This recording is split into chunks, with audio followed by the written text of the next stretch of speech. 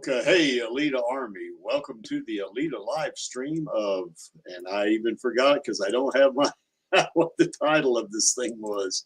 Okay, there we go. Welcome to the Alita live stream of September 19th, 2025.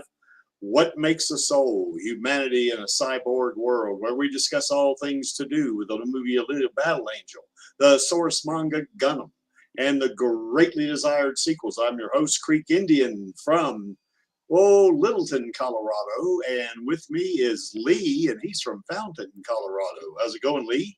Oh, pretty good. Yeah, we are practically neighbors, Lee and I. If you consider that neighborhood being like maybe 80 miles wide. Yeah.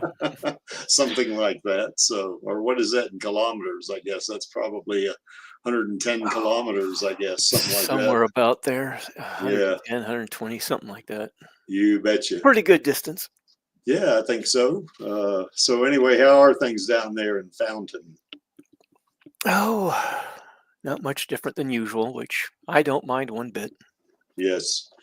Yeah, it's cooled off here in Colorado a little bit too. It's down in the 70s, I guess, in Fahrenheit, which, what is that, about 25 degrees Celsius or something like that, I That's guess. exactly what I got on my desktop. Weather's telling me it's 25 degrees Celsius. Yeah. So anyway, that's a good thing. It was 9 degrees this morning. Yeah.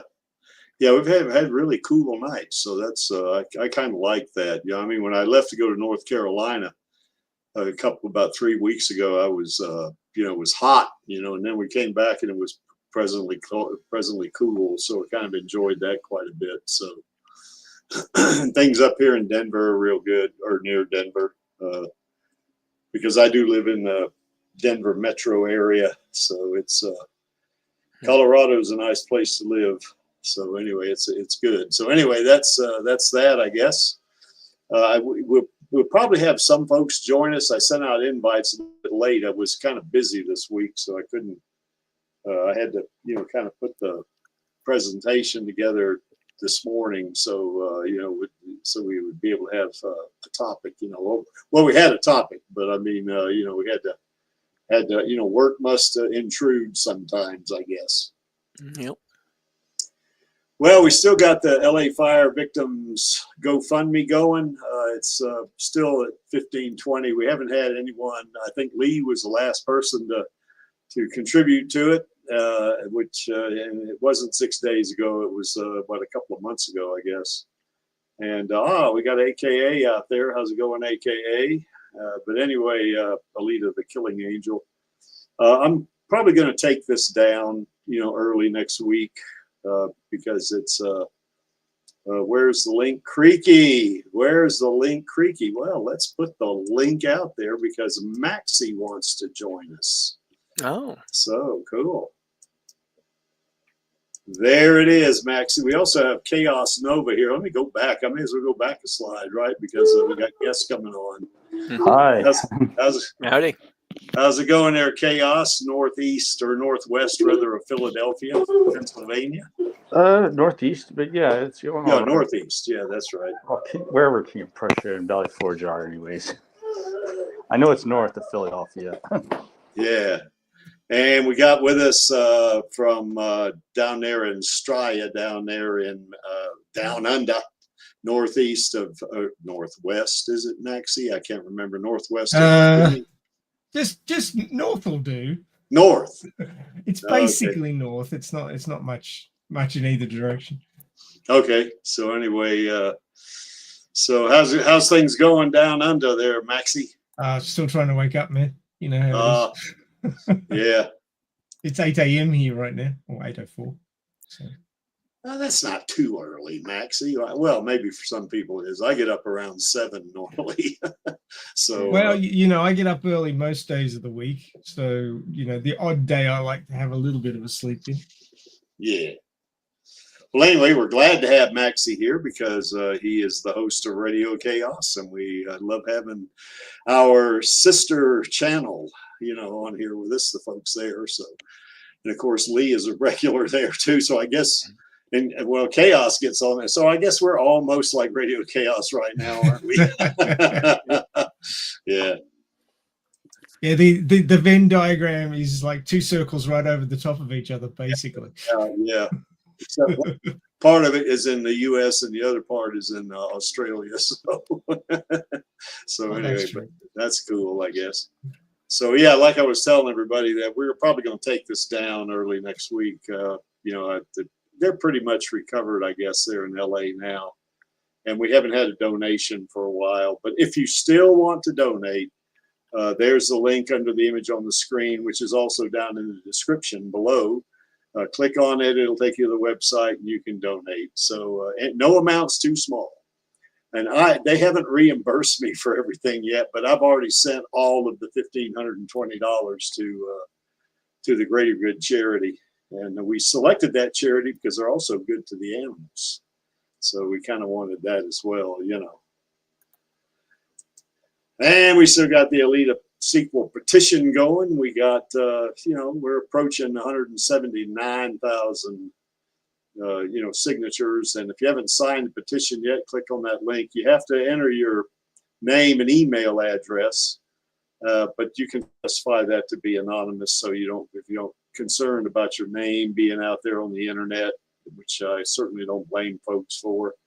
You know, you can, you know, they won't display it. The same is true with the GoFundMe too. You can specify that to be anonymous as well. But this is our way of reminding Disney that we, or just one of the many ways we remind Disney that we want that sequel. And of course, we want sequels, actually, not just sequels.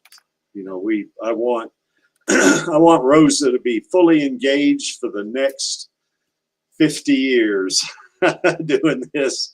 You know, because what she say, she'd play Alita until she was like 99 years old or whatever it was she said. I don't remember, something to that effect. So hey, let's keep her gainfully employed for all that time. That's what I say. Let her be Alita, because she wants to be Alita, you know, wants to play Alita. So, and we do have the bust of Alita ready for Rosa whenever she's ready for it. She knows we have it. It's still in the box, and when you know she's, you know, when she's all set up, or you know, has a place for it or ready for it or whatever the situation is, she'll let us know, and we'll get this to her any way she wants us to, and we'll just we'll have a good old time giving it to her, because we think she deserves this a lot. This isn't a gift from us. This is an expression of our appreciation, admiration, and affection for our queen of the Alita army. So, you know, she's Rose is great. We were so fortunate to have her play Alita, because she is really a superb actor. I mean, just, you know, she nailed it with Alita. But anyway, we got it, and she knows we got it. We also got the Alita Gaming Network still going, and I haven't checked on it this week. I was kind of busy all week, so I wasn't able to do my thing. I mean, I did manage to get a couple of videos out, but that, you know, that was, you know, kind of the only thing I was able to do. But anyway, if you do live streaming, like I know Chaos, he does live streams from time to time. And I know Maxie puts the link for Radio Chaos into the network. And from time to time, I put links for the Alita live stream in there in the network as well. So if you do that, you can put your link in there too. You just have to be a member of the network. There you see the link below our Chibi Alita mascot, and you click on that. And if you don't have a Discord username, they'll ask you to sign up. And if you get the basic membership, it's free. You don't have to pay anything. And then you can click on that link, and it'll send you an invite. You get into the network, and that is absolutely free. We don't make any money on Alita. You know, for all of us on the panel here, you know, in regards for Alita, we don't make money on Alita. Now I think Chaos, I think you're monetized on YouTube, aren't you? If I'm not mistaken. But you know, I know I'm not monetized. I don't make any money on Alita, and Radio Chaos doesn't either. So let's see. What do we have here, Lee? What was you saying about that? Yeah, they're okay. They still are undergoing extensive extensive rebuilding, I guess, according to Lee. Yeah, okay. Well, that's according to what I could find. I didn't look a whole lot, but I specified this month of this year, and according Yeah. to what came up, it was a lot of rebuilding is still going on. Okay. So maybe we will leave up that GoFundMe, and I'll start promoting it in my videos. You know, I might start doing that. Maybe get some money to those folks to help them out. You know, because it's horrible to have your house burned down. I mean, you know, that's, you know, I think one of Do Not Stand By's friend, you know, we had a big fire out here in Colorado about 3 years ago, and it destroyed Do Not Stand By's friend's house, you know, but yeah, we ended up getting some money for him, but he didn't want the money, you know, because I guess the insurance and all that. So what we ended up doing is giving it to the UNICEF Children's Fund. So anyway, that's still a good cause, as it were. So yeah, but we also, if you do fanfics, you know, you can upload your fanfic or a link to your fanfic in the fan fiction channel. I know Maxie and Lee both have their fanfics, you know, set up in there. So if you want to read their fanfics, you can. I think Channel Does Not Exist has several of them in there. Panini Freak has one in there, and even The Creek has one in there. So you can go see all these, read these fanfics. And it's more content for Alita if you want to read it, you know, and you know, even though we're not canon, none of us, but you know, we don't put canon fanfics out there. It's still fun for us, and we want you guys to have fun reading it as well. If you do artwork or you do videos, you know, you can upload that to the User Creations channel. If you have something that's maybe not Alita related, or maybe very loosely Alita related, you can put that in the Off Topic channel.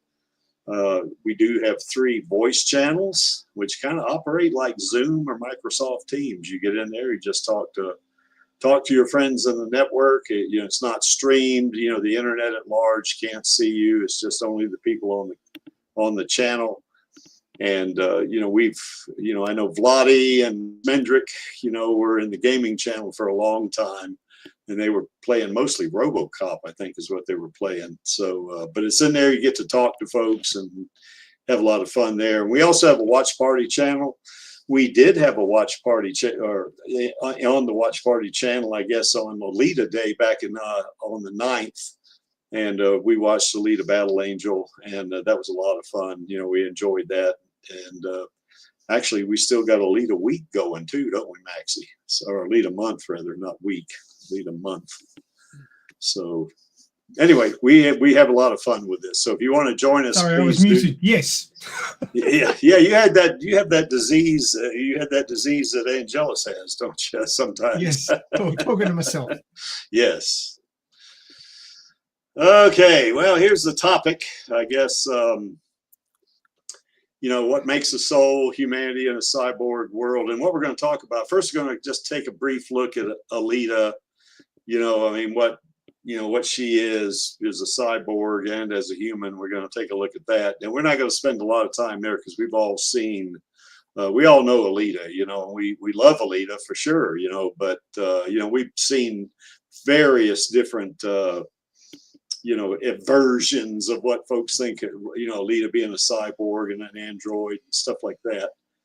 But we will talk about, you know, Alita, whether she is a human or a machine. And I think you're going to see you'll see that what we on the panel think is we think she's both, but we think she retains her humanity.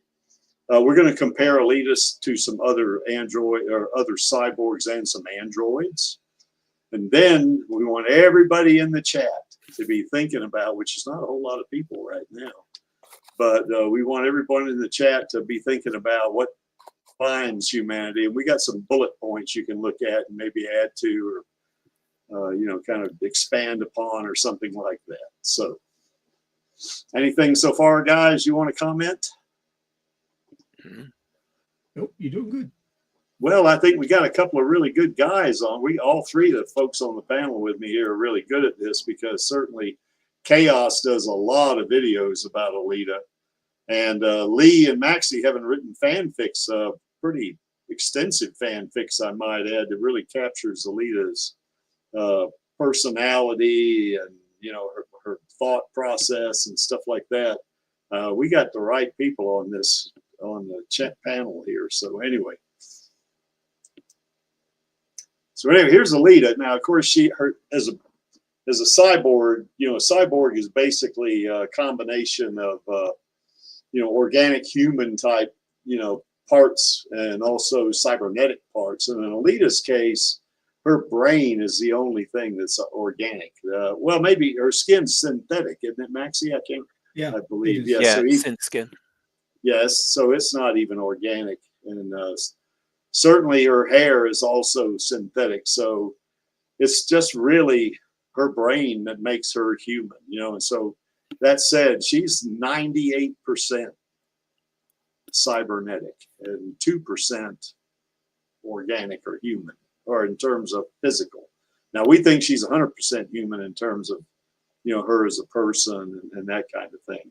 Yep. The thing that kind of sets her apart from other cyborgs or even androids for that matter is that she has an extremely powerful antimatter microreactor heart.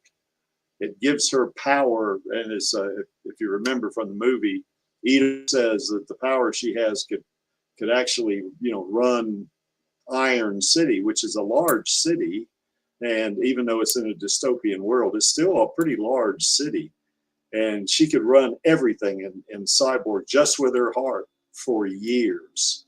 So that's some pretty immense power right there, and that's the main thing, I guess, that sets her apart is that awesome power.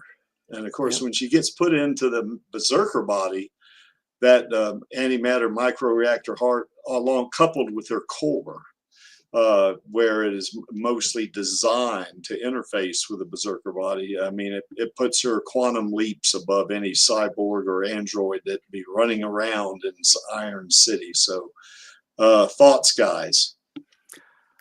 Well, something I was considering is like the antimatter microreactor heart.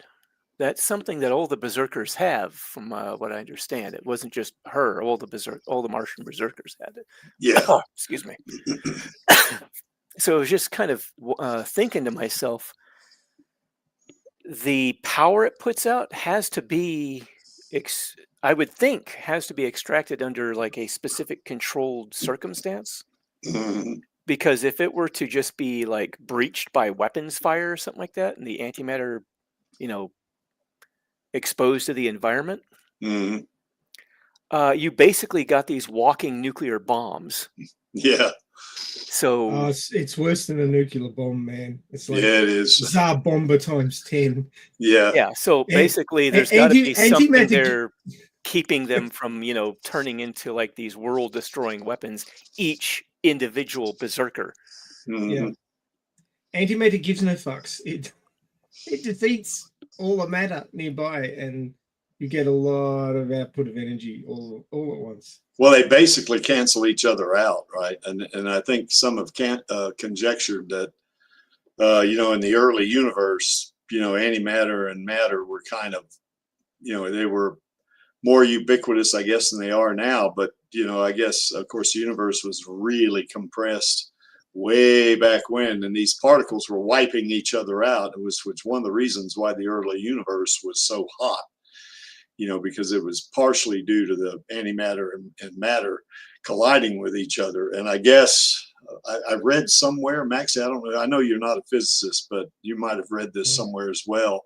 I think one physicist I read about said that when all of that collision was over with, it was like matter had 1% more material than antimatter did, and that's why matter survived. You know, where in other words, instead of having negative electrons orbiting the nucleus, you had positive positrons orbiting the nucleus on antimatter. So when they touch each other, that's what makes them explode. You know, so does that ring a familiar note, Maxie? I'm not. Well, yeah, it's just a case of, you know, who had the bit more, and that's the bit that survived. Yeah. Imagining that all the matter that we can see in the visible universe, of course, there's more than that, but it's not visible to us, is 1% of what was there.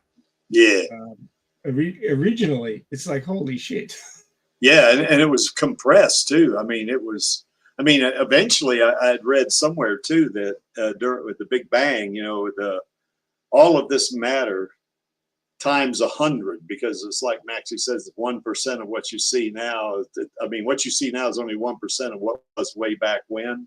Imagine 100 times the mass that we have in the universe now, compressed into the size of an atom. I mean, it's mind blowing, you know, and that's no wonder the explosion happened the way it did, and the antimatter and matter just, you know, basically at war with each other, if you want to think of it as that, you know, and they cancel each other out until one side has just a little bit more than the other side does. So a true battle of attrition, as they would say. Yeah. But yes, I can't logically work out how, if, you know, like a Berserker took like a battleship cannon to the chest, how the containment wouldn't be breached and you wouldn't get an antimatter explosion. Yeah. I don't think you'd want Berserkers fighting a defensive battle. You'd want them out in the enemy space or on the enemy planets. You wouldn't want them on your planet. It's like, don't have a fight here. To the safety protocol turning off, right? Yeah. Well, I mean, it's like Maxie says, if they took a 16-inch gun from artillery from a battleship to the chest, it would most definitely damage the containment field, you know, in her heart. And that would be, who knows how much antimatter she's got in her heart. Right. But in the manga, that's not quite the case, but the whole out of control part of the Berserker body is a problem regardless. Yeah. This is true. Yes. That's by design. Yes, by design too, right? Because if that happens, like Maxie says, they're offensive weapons, not defensive. And if it happens on the enemy's turf, then it's going to be destruction times 100. You know, consumption times 100. Yeah, I mean, it's going to be devastating. I mean, killing a Berserker and to the point to where the antimatter escapes out of their heart, and they're fighting on your turf, you're toast. Well, that explosion depends on how much matter and antimatter it is. Exactly. Yeah, if it's one atom, you know, it's probably. I mean, the biggest antimatter reaction we've actually made on Earth today wouldn't even turn on a light bulb. It's that small of a quantity of antimatter and matter.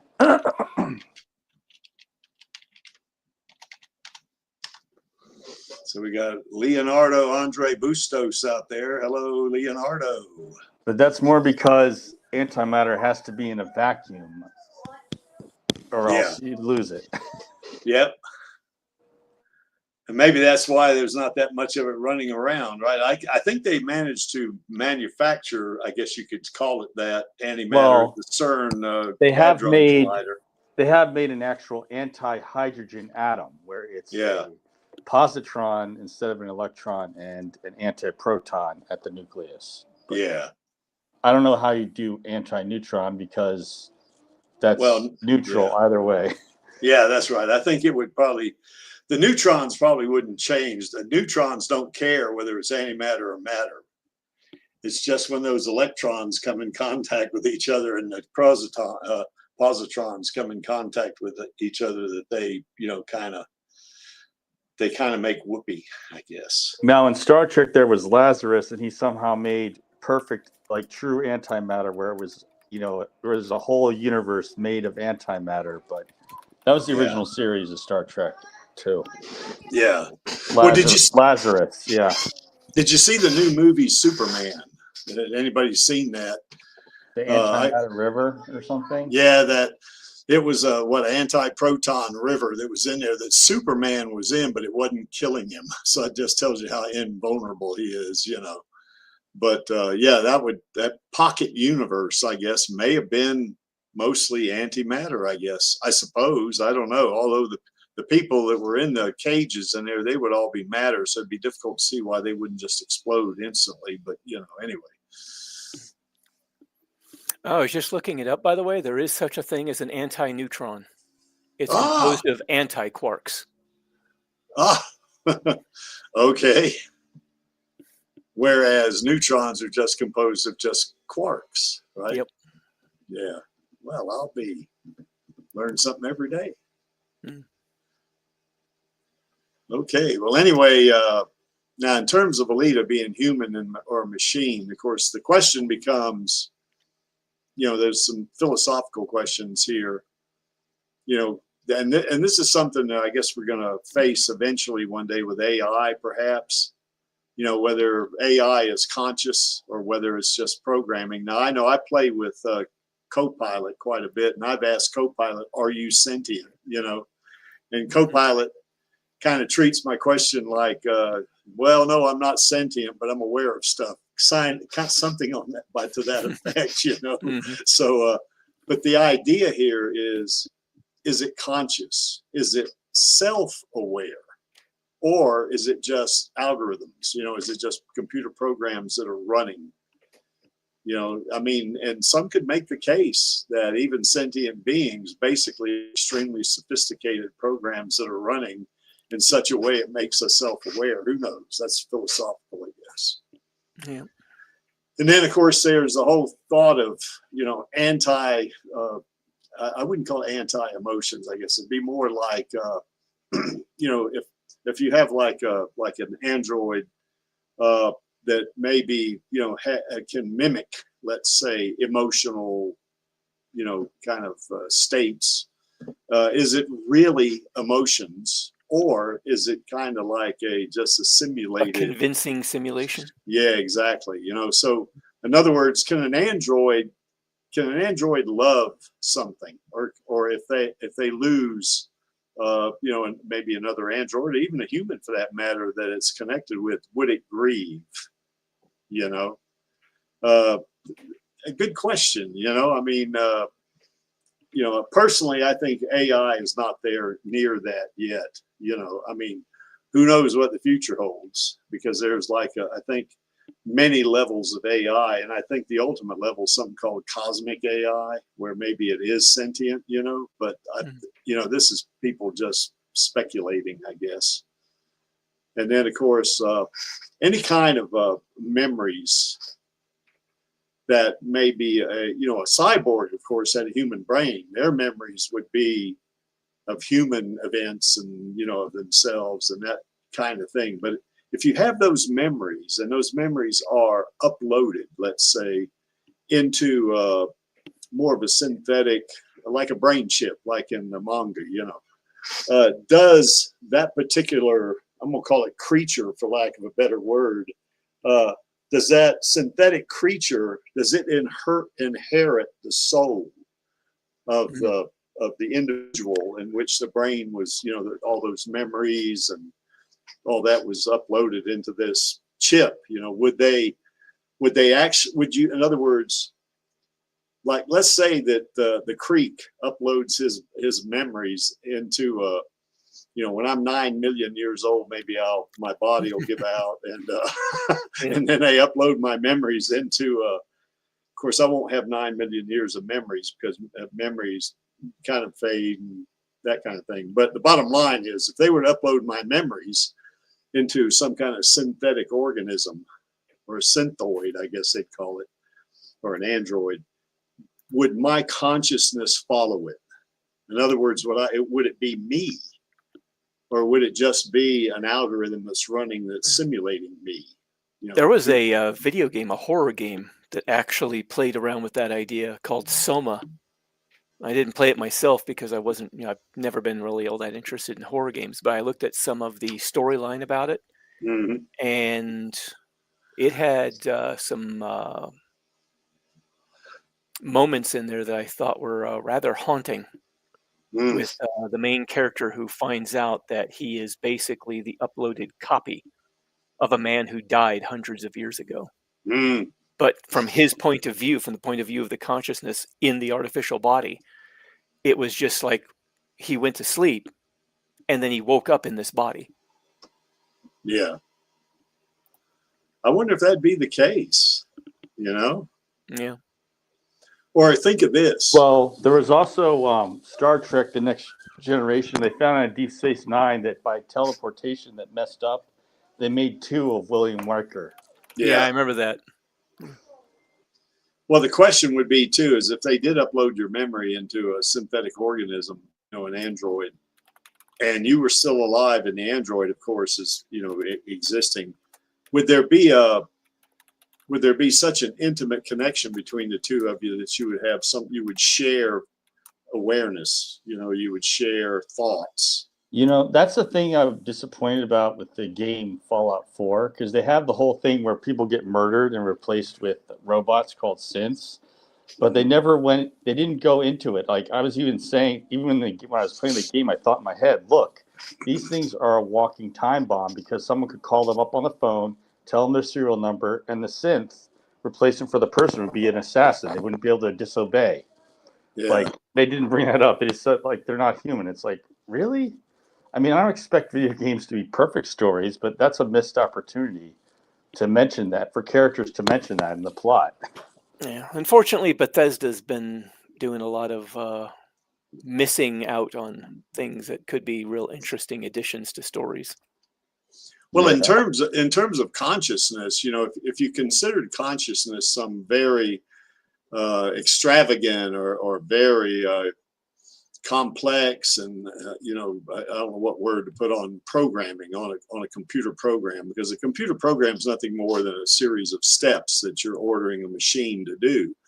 But who knows in the distant future, you know, how advanced programming can be, you know, in such a way that if you did upload somebody's memories and hence even their soul into a synthetic organism, and then maybe it is some kind of a very super advanced, super complex, whatever program that is causing this consciousness, what's to say you couldn't modify the program to do just like you were saying, Chaos? They maybe put a little subroutine in there that says, if you hear your serial number, then you're going to do this.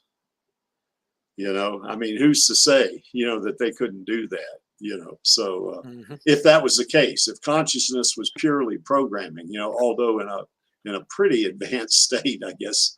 I mean, it's hard for us to imagine that your consciousness is really a computer program that's running, because the human brain is as complex as it is. But you know, who's to say, you know, that they couldn't do something like that? You know, I mean, you know, somebody, you know, the creek is, you know, 9 million years old, and somebody tells me my serial number, what am I going to do? You know, well, you know, it's going to be almost like something in my memory, you know, where, oh, okay, I heard my serial number, I'm going to do this.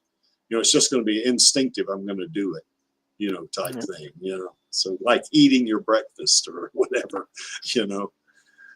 Now, resistance to dehumanization. If you become a cybernetic organism, or in the case of Alita in the Last Order, she becomes an android, to what level would you still identify yourself as a human being? You know, I mean, especially if you've got immense power, you know, I mean, Alita is in her Imaginos bodies, even 1.0 bodies, pretty damn powerful, but the 2.1 body is just ridiculously OP. Would she lose that humanity? You know, I mean, think about this. When she was in the Toondark, she was still a cyborg, but she lost her humanity, didn't she? Of course, that's because they, you know, I guess the MIB had kind of manipulated her and made her think that everybody she knew of was dead and it didn't care about her or stuff like that. And of course, she felt like she had nothing to lose. So, you know, and that kind of removed the guardrails, and she goes off the rails herself, you know. So is Angelus out there in the chat? Yes, he is. Look at that rascal, Angelus. You should be on here with us. Anyway, that's okay. He's probably at work. But yeah, who's to say, you know, that if she can lose her humanity even still as a cyborg with a human brain, would it be easier for her to lose her humanity if she's completely a cyborg? I mean, android rather, you know, in other words, she doesn't have 2% of her is not human anymore. She's completely a machine. I mean, she certainly, we say a lot that she's a human, you know, that she still retains her humanity because that's who Alita is. But after a long period of time and, you know, just dealing with the reality, the way things are, and just, you know, just how she lives her life or whatever, who's to say she wouldn't lose her humanity again and maybe even see humans as maybe inferior or something like that. Anyway, what do you guys think anyway? I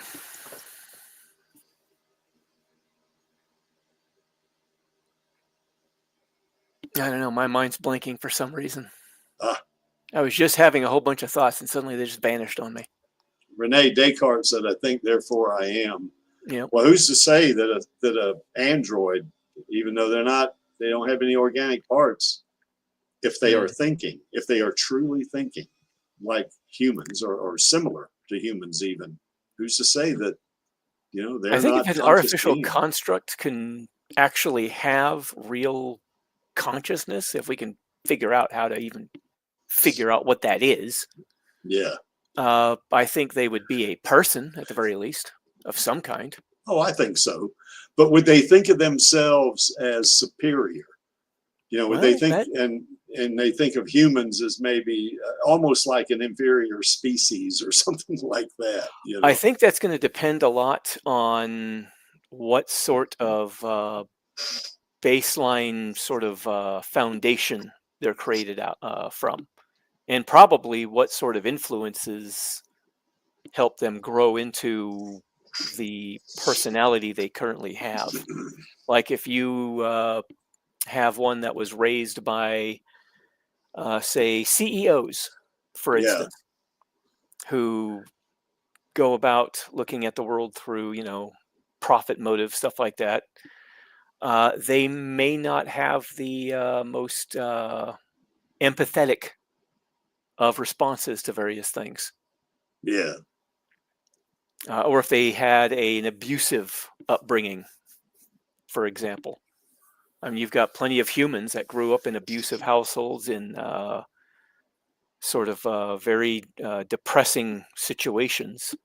And when they reach adulthood, some of them grow up to be good people because they don't ever want somebody else to go through that. But you get others who are just sort of like, that's just the way the world is. So that's just the way everybody is. So that's the way I'm going to be. Yeah. They're going to pay it forward. Basically, yeah, that's not in a good way. Yeah. So you may end up with advanced AIs that end up, you know, developing along the same lines. If you raise it well, maybe it'll turn out well. And if you don't, it may end up turning into a monster on you.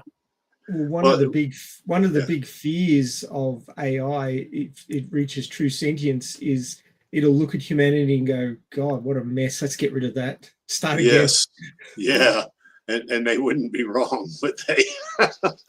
For sure. You know, well, I mean, not everybody's a mess, obviously, but well, humanity in general is a mess, but it is a mess with potential. Yeah, that's right. Yeah, and it's. And that's the thing. It's like if you have an AI that reaches true sentience, if you raised it with the right kind of ethics, value morals, system, basically, it may see that there is that potential despite the mess that humanity is. Yeah, that's right. Well, think about Alita, you know, when she was a cyborg living on Mars and she got, how would you say, they say in military terms, opconned. In other words, she was plucked. Well, according to the movie, she was plucked by the armed military, you know, because her parents were killed, and they, you know, I think in one of that backstory, was she good or was she evil or whatever? She was evil and she survived, and she wasn't thrown into the scrap heap and went to sleep for 300 years or whatever it was, you know, and then woke up. She might have turned out evil, you know, I mean, because that's kind of the way she was brought up in the armed military to a degree against Earthlings. But since she lost all of her memory, she had Ito as a, you know, kind of a guiding force, you know, to shape her new, basically her new personality, humanity, whatever, and that made her the person that, of course, you know, we in the Alita Army love, you know, because she's for a fictional character, she's really, you know, she's a good person. You know, I mean, she's not a person that's going to be like, say, Zapan as an example. You know, she's, you know, she cares about people. She certainly loves her family, friends and family, even adopted family, you know, which would be Ito and Gearhead. And, you know, if now she'll go sideways on you if you try to hurt somebody she cares about. But I mean, she's, you know, basically got that good streak, you know, and that was as a human. So if consciousness is really some kind of really elaborate programming, then I kind of tend to agree with you, Lee. I think if that was the case and that AI was brought up, you know, in such a way that you were in a loving family and, you know, people treated you well and you were, you know, you learned good values and things like that, you would probably turn out like any other human who would be, you know, brought up. That would, however, mean that you probably don't want the AI getting its digital mitts on the internet until much later in its life. Yeah. Especially, yeah, especially get on to X, right? You don't want that. Or any of them, actually. Yeah. X is probably the worst, but I guess. I don't know. They're all pretty bad, you know. Yeah. Yeah. I try to stay away from that stuff. Of course, you guys all know I fail miserably from time to time. But, yeah, AKA was saying it gets even more complicated when you consider Alita's origins, which I'm assuming means manga Alita. Yeah. Because her origins are... Oh, yeah. Yeah, it's really off the wall would be an understatement. To say the least. Yes. You could say off the wall. You could say off the boob. You can say a lot of things. Yeah.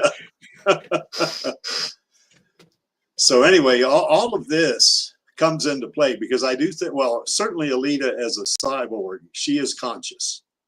You know, now as an android, if your consciousness does indeed go into that brain chip, and that's programming, then okay, you're conscious there as well. You know, of course, that's all fiction, you know. Alita does have emotions. She loves her friends and family, and she will have some extremely severe, let's call it an intense dislike for anyone who tries to hurt her friends or family. So, you know, even almost bordering on hate, maybe, you know. Very protective. Yeah. Now, in terms of memory, of course, she lost all of her memory when she got thrown out of Zalem or got thrown out of Jeru, depending on which version you like, you know, or that you're referring to. But, you know, or when she came to the sudden stop on the Earth's surface. Yeah, exactly. Well, that is one piece of evidence about how memory plays into how a person reacts with their environment. What I mean by that is that, you know, Alita, or Yoko as she was then, you know, she was, I wouldn't say she was psychopathic, but she was a warrior that, you know, as long as it meant the mission, she would kill you, you know, without a moment's hesitation. You know, she would do it with no remorse, you know, because she was a soldier and she was trained that way by the armed military in the movie, you know. Yeah. And when she lost her memory, it's like a clean slate was wiped. You know, she got that clean slate, and Ito kind of formed the new basis of her personality, I guess you could say. That changed her as a person. So she totally different person as Alita as opposed to Yoko. So maybe memory does play into that to some degree, or at the very least influences, you know, how people react to others and their environment and so forth. Well, it does seem to, because there are, from what I understand, when I was looking up, doing a little bit of research on retrograde amnesia and stuff like that, like what Alita has in the stories. Yeah. There were stories, real world accounts of people who suffered from retrograde amnesia basically becoming very different people. Yeah. And of course, there's the whole thing too. I don't know if any of you guys ever saw Cowboys and Aliens. Yes. It's one of my favorite movies. I mean, it's not, I certainly don't like it as much as Alita Battle Angel, but it didn't do well in the box office, which to me was unreal. To me, I couldn't fathom that, because that was really entertaining. I could see some reasons. It happens. Yeah, I mean, but a lot of movies you like now didn't do well, whether it's Wizard of Oz, Fight Club, or Cowboys and Aliens, or Tron. I do like the Tron movies, but they do not do well box office wise. Yeah, and they're still good movies. But in terms of Cowboys and Aliens, there's a scene in there where Clancy Brown's character, he's a preacher, and and he was kind of, I guess, Daniel Craig's character, who was an outlaw that also lost his memory like this. And, the preacher, of course, was asking him who he was and, what his name was. He didn't even know his name, kind of like Alita didn't.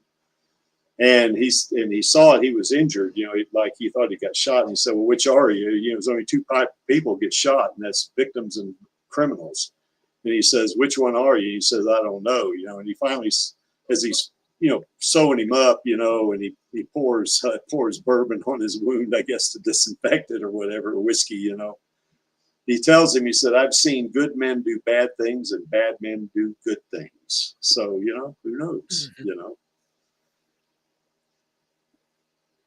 Anyway, any further comments, you guys, on this?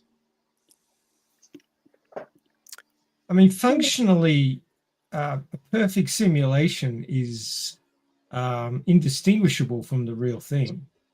Yeah. So if you look at a human brain versus a brain chip, if you can copy the functionality perfectly or near perfectly from the human biology to the brain chip, it will function in the same manner. So given 100 questions, you'll get the same 100 responses from either one. How do you tell the difference? Yeah.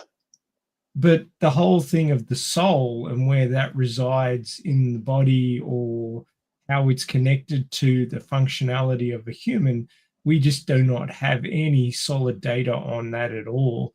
Whether the soul is actually a functional thing, or whether it's just a feeling we have, or, an article of faith or whatever, we don't have a solid answer to that, and we may never have a solid answer to that.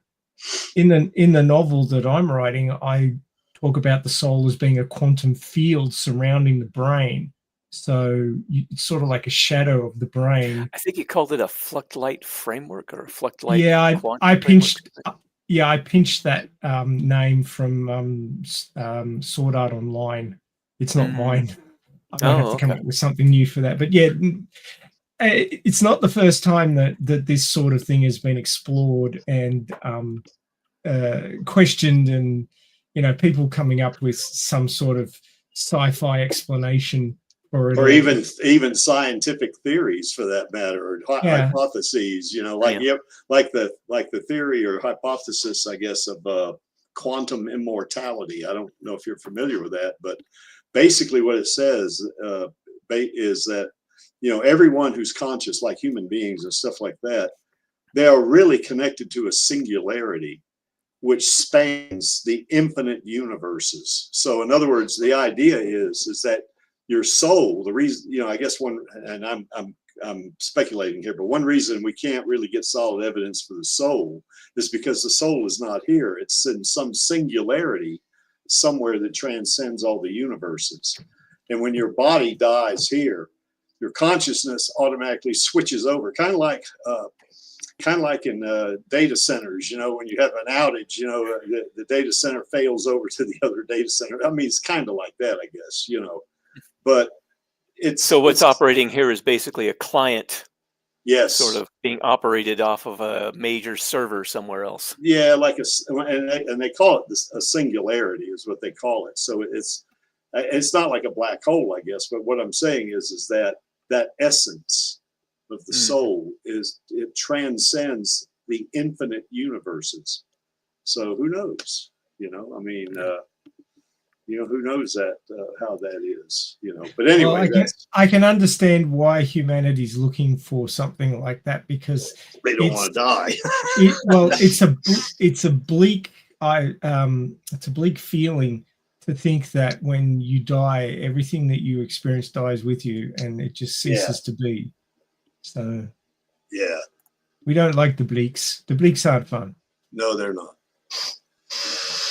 So personally, I think even though Alita's 99% machine, I think she's still a human. I think, and she retains her humanity, even though it changes from time to time, you know, particularly when she's still a cyborg. And even when she's an android. Well, I would say the fact that it changes from time to time is also proof of our humanity, because humans undergo a lot of changes. I mean, there's I can't remember if it was a Buddhist or not, but there was a saying about a man, the man you are today is not the man you will be tomorrow, or something along those lines, basically. Nor is it the man you were yesterday. Yeah. Exactly, yeah. Well, think about it. In all our lives, when we were little kids, we're totally different now than when we were little kids. Yep. At least you hope so. Well, I've been told by some ladies that I never grew up. So, but I guess that's just the way it goes. Yeah. But yeah, I think, you know, I like, for instance, when you're a toddler, you know, you're not anything like you are today. You know what I mean? You know, I mean, that's just proof that's like you're saying, Lee, it's proof that is your humanity, you know, that you adapt, you know, you change with time or something like that. So anyway, so I think Alita is human, but she may be physically 98% machine, but she's still human. That's what I think. So what's Bad Man say right here? Seems doubtful, in my opinion, at least that the soul would endure beyond the destruction of the physical form. The energy that makes up the soul would be less likely to dissipate, would likely just dissipate into space. Well, to say it would dissipate would actually, you know, kind of infer that maybe there's something there to dissipate. So is it really physical? You know, I mean, I think that's the, what does AKA say? Effectively, as a female, yeah, she thinks like a man. Yeah, well, that's not unusual. At least where fighting is concerned. Yeah, is there such a thing as female male souls? That's a good question right there. I don't know. I think there's, you know, you're fighting for your life. You're going to do stuff. Even real life women have fought hard because they don't want to die. Okay. Yeah. Well, I know one thing. There's some of these ladies that get in the octagon and mixed martial arts. I wouldn't want to be in there with them, you know. So anyway, that's, you know, because they're pretty badass. But that's another story, I guess. So anyway, Lee, what do you think? Is Alita human or is she machine? Oh, she's absolutely human. Yeah. What do you think, Chaos? I guess human enough. You might want to talk about the different levels of cyberization, because that's right. Alita Wiki is very wrong. I mean, you could call Chaos a cyborg from all his implants and the whole adamantium bonding that he has. So yeah. Well, let's ask a cyborg. Maxie, you're a 1% cyborg. What's your thoughts? I think he's muted. Yeah. You're sorry, I was eating something. You're asking a lot for 1%, man. Yes. So anyway, look, go ahead. A person, and I use that definition loosely, requires certain things to function. You've got to be able to communicate. You've got to be able to move around and do things. And beyond that, I mean, look, humanity has spent 99.9% of its time as a creature with a biological form. Yeah. So, you know, none of these questions came up until somebody had the bright idea that, hey, maybe we could replace parts of the body with machines. Mm-hmm. And the moment you start dicking with the system, you start changing things. You start asking yourself, well, and you got to remember that all these definitions are created by humans, and they're not set in stone. They're agreed upon. Yeah, they're based upon our current understanding of, you know, how the world is working. Yeah, and they're all just arbitrary divisions that seem to make sense at the time within the understanding that you have at the time. Yeah. Understanding changes, technology changes, how people feel about things change. religions come and go that push ideas that get into people's heads. A lot of this is just theoretical. And it's really hard to say with any certainty exactly where the line is. Like, it might even depend on how you're feeling on the day where you think the line is. So it is a very soft nomenclature, you might say. Yeah, very soft indeed. No pun intended to, like cyborgs are hard bodies, but there's no real this is where the goalpost is today thing, because depending on how you feel about it and the information you have and the thoughts that you've had about it, they can move. Yeah, so it's very hard to pin down. Well, think about the diversity of thought and feelings toward AI. I mean, that's a good example, isn't it? I mean, we do not have AI. The thing we call AI in 2025 is not AI. It's been completely misnamed. What we call AI in science fiction and what we use today that's called AI are completely different things. All of those systems are doing Copilot and Gemini and all those different so-called AI systems. All they're doing is regurgitating information that they've been trained on that makes it sound like they know what they're talking about. Well, isn't the same thing? I mean, sorry, Max, isn't the same thing going on in Battle Angel Alita? Isn't Melchizedek just a bunch of instructions people in the past put into a computer and people are just going by the instructions they sent to themselves all those years ago? Not necessarily, because there are human brains as part of Melchizedek. Well, processing. Yeah, that's right. Yeah. I mean, they call it processing power, but if those brains have any freedom of thought at all, then they may be modifying what's going through it. Yeah. I mean, any system is gauged by the changes it makes from the inputs to the outputs. Yeah. Well, I know one thing, if what we call now is AI, if that is truly the case, then we've had AI since the 50s, because with the original computers. The first computers, if you look at it like that, the first computers were AI. Now, they may have been very primitive and rudimentary AI. Well, that's the thing, is they were less automated because they had less data for their instructions. Today, there can be so much data, like terabytes upon terabytes, that you can use in writing the code for the program. Yeah, so you can have more complex. Not to mention the processing speed either. So, yeah. I mean, I can understand why the term AI was given to the software and computer systems that are being used at the moment.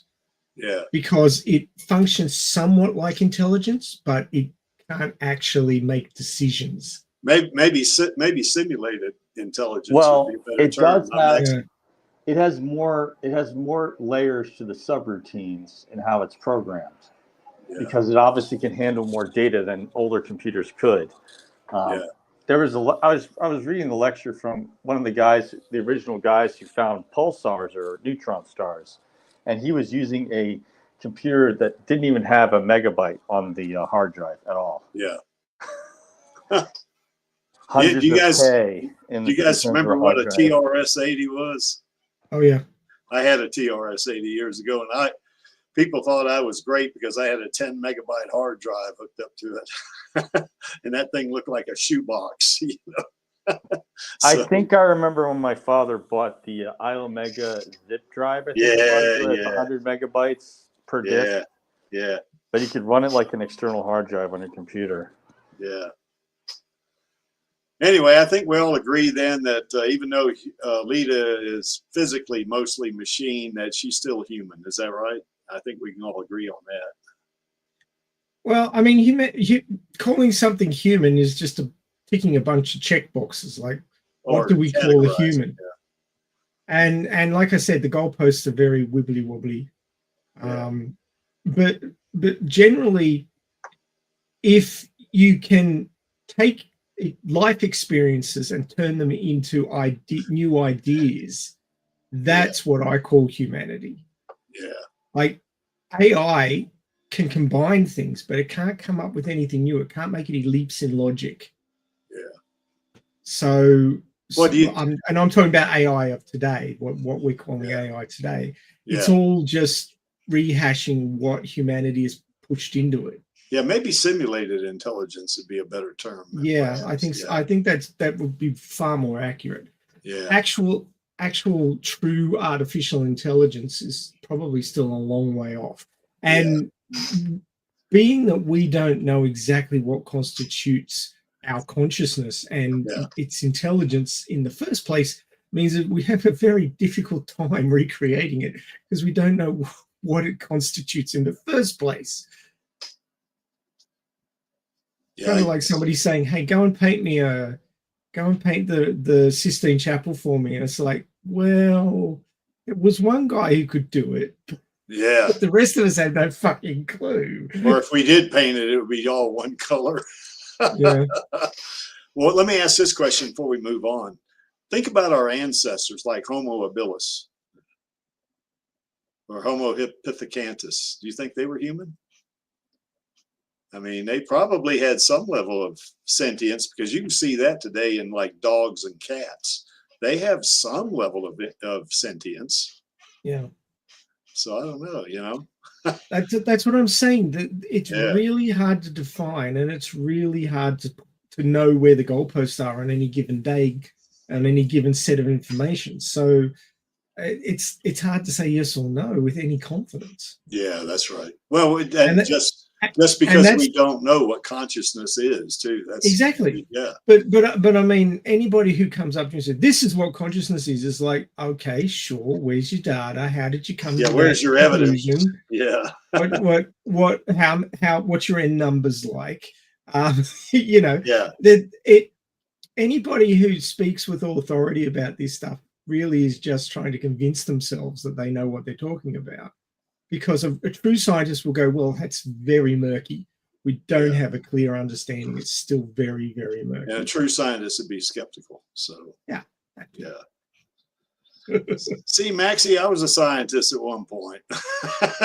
So anyway, once a scientist, always a scientist. Yeah, I guess so. You know. Anyway, I think we hit this one pretty good. I think we all agree that, at least from our myopic little understanding of what human beings are, I think we can all agree that Alita is human, even though her body is mostly machine.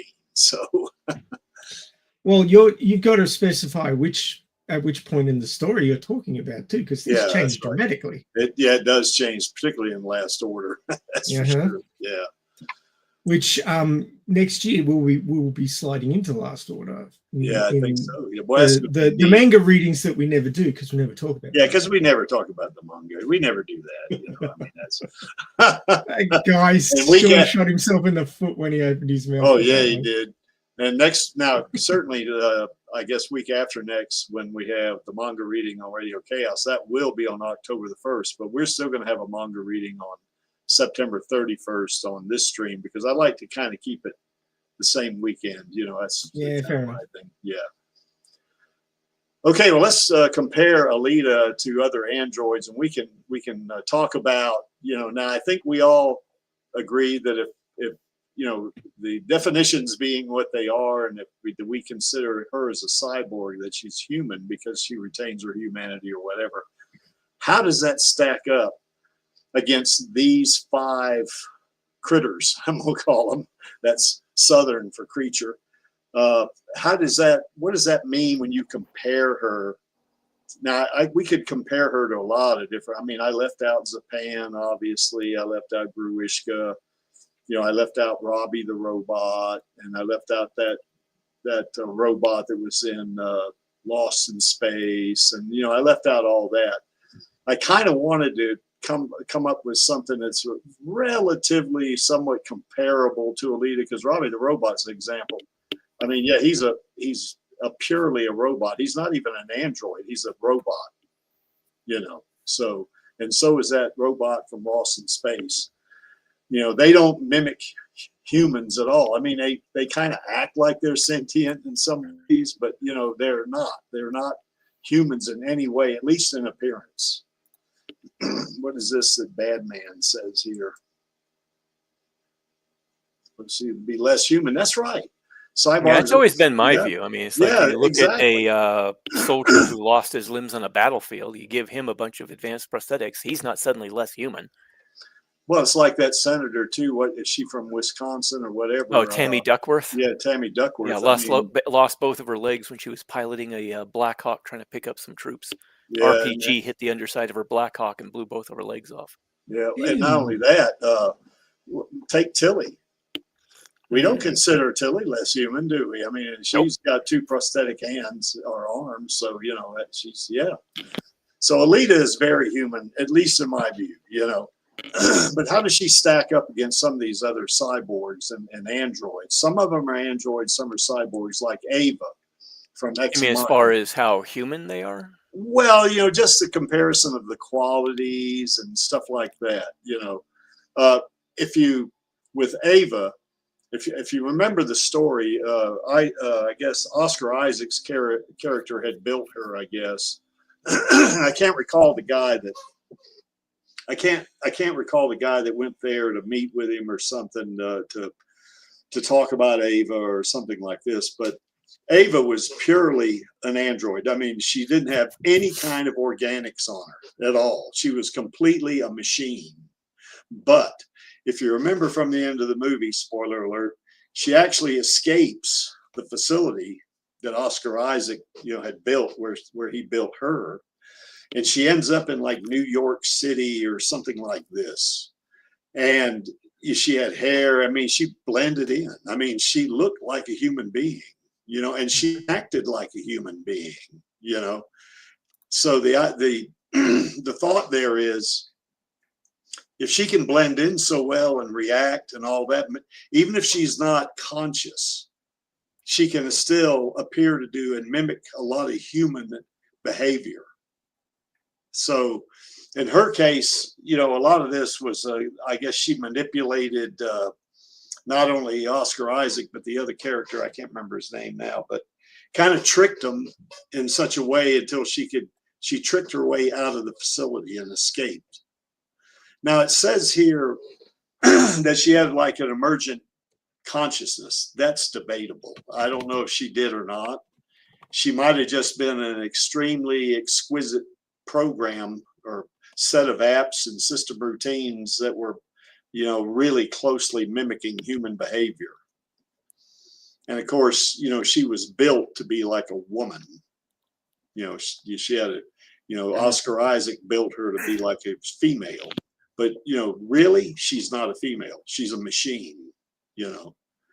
So in some ways, she's kind of like Alita. Like, for instance, she's got synthetic skin. So does Alita. Mm-hmm. And her body would be like Alita's. You know what I mean? Or at least functionally like Alita's. Now, she doesn't have a human brain. So that right there says, okay, you're not like Alita, you know. But a good bit of her is comparable. So anyway, what do you guys think? Well, Alita's body is a prosthetic built to house a human brain, whereas Ava's is a completely synthetic construct from top to bottom. Yeah, that's right. So there is, you know, that difference. Yeah. Until there isn't. Yeah.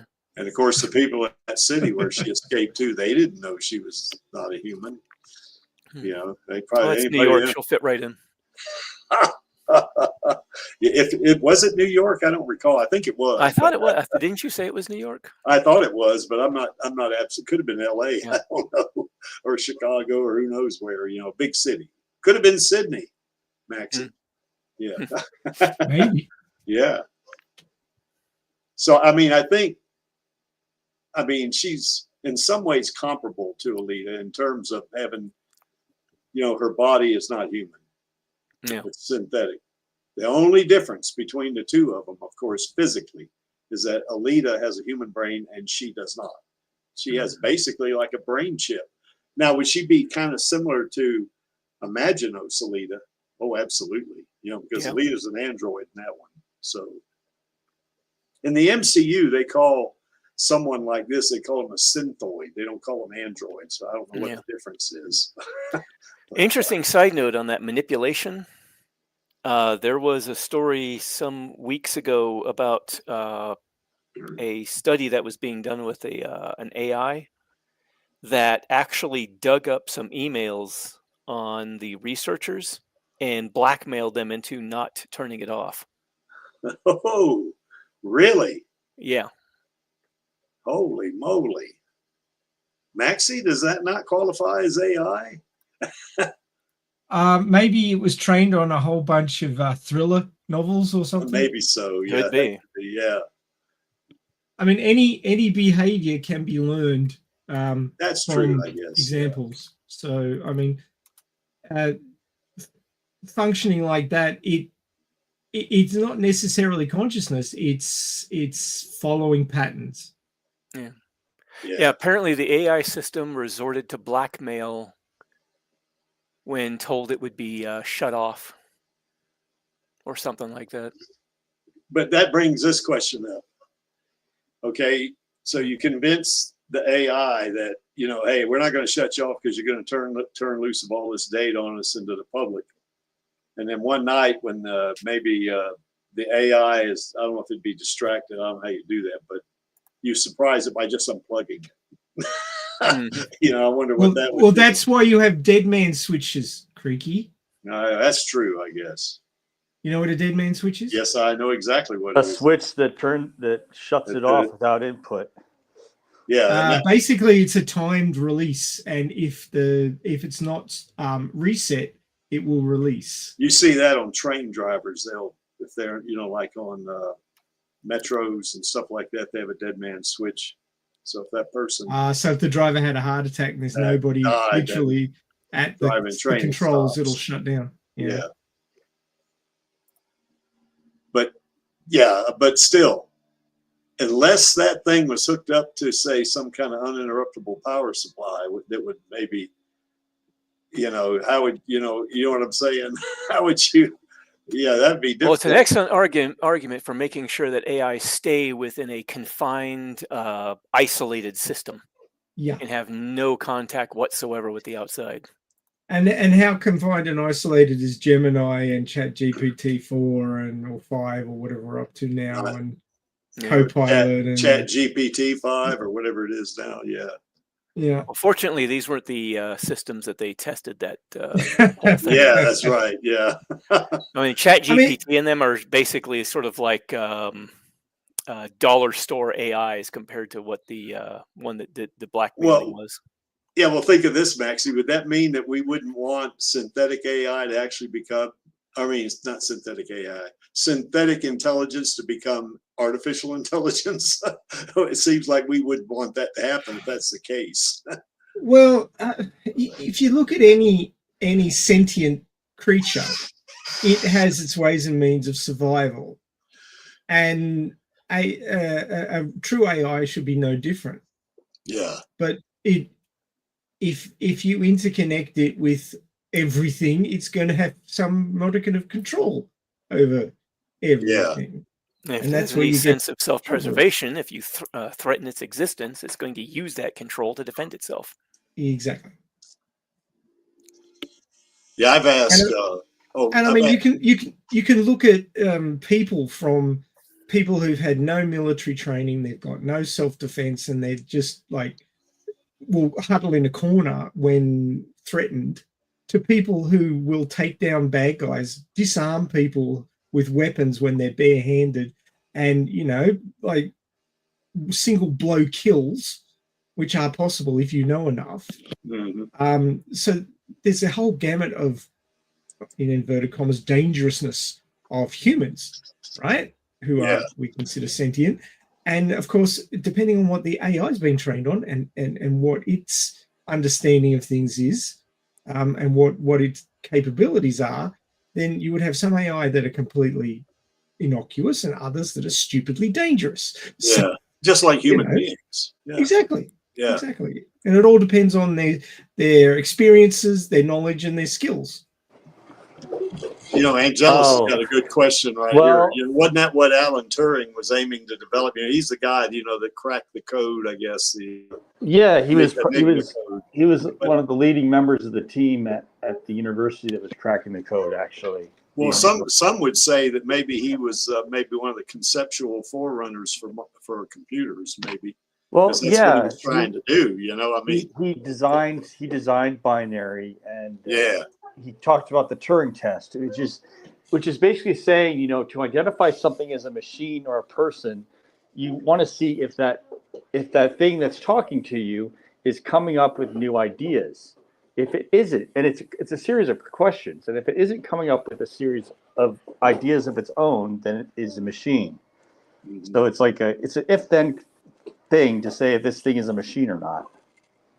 But isn't there a shade of gray in there somewhere, Chaos? Because I know if you ask Gemini or Copilot or something to maybe come up with maybe you want to write a story, and you ask them to come up with a story, it does come up with some stuff that, as you read it, it looks kind of original. You know, the way they write it. You know, it depends. I'm a real doomer, Creek, and I would honestly say it looks like you really cut up and did a butchered job. Okay. No offense taken. Well, that's to the machine. That's to Yeah. the AI. I mean, we do have Alexa in our house, but yeah, I just do have that so the kids can ask it questions sometimes when myself or the wife are working. Yeah. Okay, we will leave that right where it is. So anyway, Ava, I think, is in some ways like Alita, physically anyway. The thing that's interesting about this is emergent consciousness, because in the movie, it seems like she is learning. And did you guys see this movie? Because I saw it some time ago. It seems like it was almost like she was learning sentience. That's kind of the way I saw her doing what she was doing. Because I mean, I think there was a point in the movie, if I'm not mistaken, where she was maybe afraid of being turned off herself, you know, and she was learning, you know, I don't know if it's self-preservation or whatever it was, but she was learning kind of like she was learning like to do original thinking, I guess is what you could say. Is that kind of what you guys saw in the movie? That's what I saw anyway. Well, I didn't really see the movie myself, but what I saw of it did seem like she was developing. Yes, yeah, that's the word, I guess. Yeah. Maxie, did you see the movie? Ex Machina. No, it's on my watch list. I've never got around to watching it. Didn't you guys cover this on Science Fiction Remnant one time? No. Well, not when I was part of the crew. Oh, maybe they did it in the first season. I'm not sure. Oh, okay. Oh, they invited you just from the second season on, I guess. Yeah, I guested twice in the first season, and then I was part of the crew in the second. Ah, okay. Chaos, did you see this movie? Not yet. Okay. So anyway, that's kind of what I took away from it, because one of the things that Isaac, what's his name? I can't remember his name. I just said it. Isaac Asimov? No, not Isaac Asimov. Oh, Isaac Oscar? Yeah, Oscar Isaac. Right? Oscar Isaac, yeah. Yeah, one of the things he was proud of her on when he invited this guy to come fly to wherever this facility was, is like she was doing some kind of self-learning or something, and it was I think in his mind it was like she was almost like human, you know. And that's kind of the way I saw the movie. And that's been so long since I've seen the movie, I can't exactly remember. But it's like she was learning sentience, is the way I interpreted the movie. But anyway, yeah, she's probably closer to Imaginos Alita in terms of the characteristics. Now, she doesn't have the power that Imaginos Alita has, even in her Imaginos 1.0 body. I mean, you know, that version of Alita is ridiculously strong, even though it's not OP, maybe, but it's Imaginos Alita 1.0 would, you know, certainly destroy Ava, you know, easily. But, you know, Ava was able, through original thought, to trick these two humans into a point where she could escape, you know, and I think that's where the learning or the emergent consciousness, or whatever you want to call it, where where it was coming into play. I think she gradually learned that. So anyway, so you guys haven't seen this movie, so I guess we're just maybe need to move on then, because now this guy, now he's certainly an android. He's a lot like Ava for sure, because there's no organic parts to him whatsoever. Everything is synthetic. Yeah. Now the thing about him, as opposed to Ava, now is that he's got a positronic brain, which is a really powerful computing device, and it's certainly, being in the 24th century, it's, you know, it's super advanced and all that kind of stuff.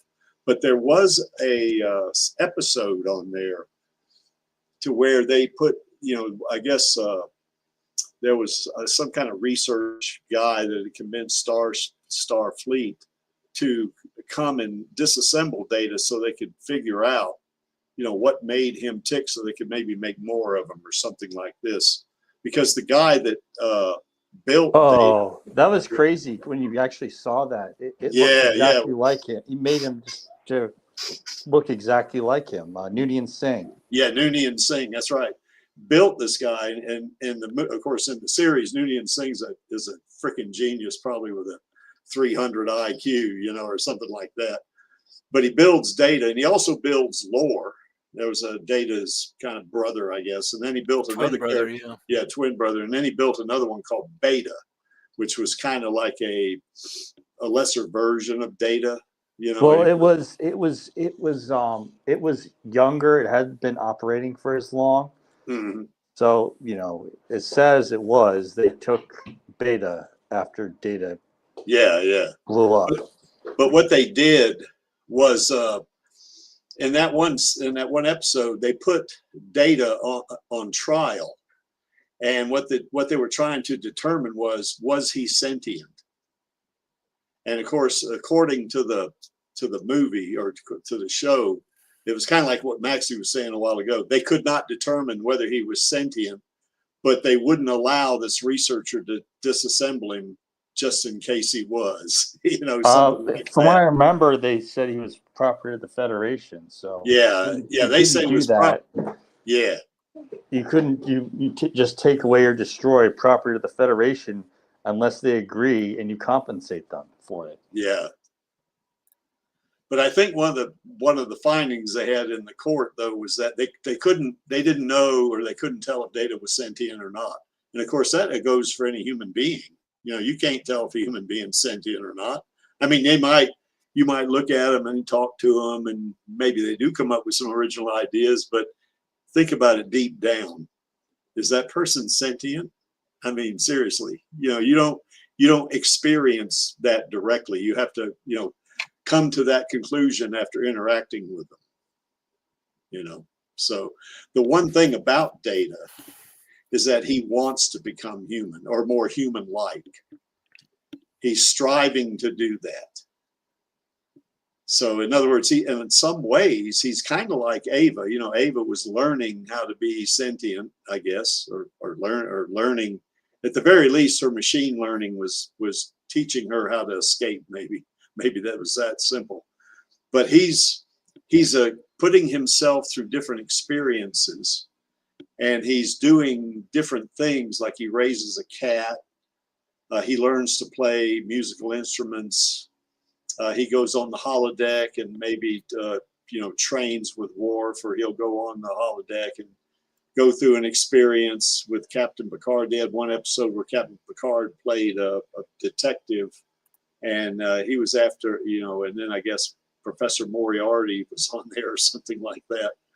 And Data was part of that whole process. Then they had that movie where I guess Malcolm McDowell was in this movie, where Malcolm McDowell was trying to get into this thing called the Nexus, because once you got in there, you had immortality, and that's what he wanted, And Data actually displayed, he had like an emotion chip, I guess Data did. And he convinced Geordi to turn off his emotion chip because he wanted to experience what humans go through when they have these emotional, kind of experiences. And of course, Malcolm McDowell figures that out as what's happened. So he kind of takes advantage of Data because, you know, and scares him and stuff like that. So he very much acts like a human, you know, in that particular case. So, but I think you guys do know Data better than you certainly know Ava, right? So what's your thought about that, Lee?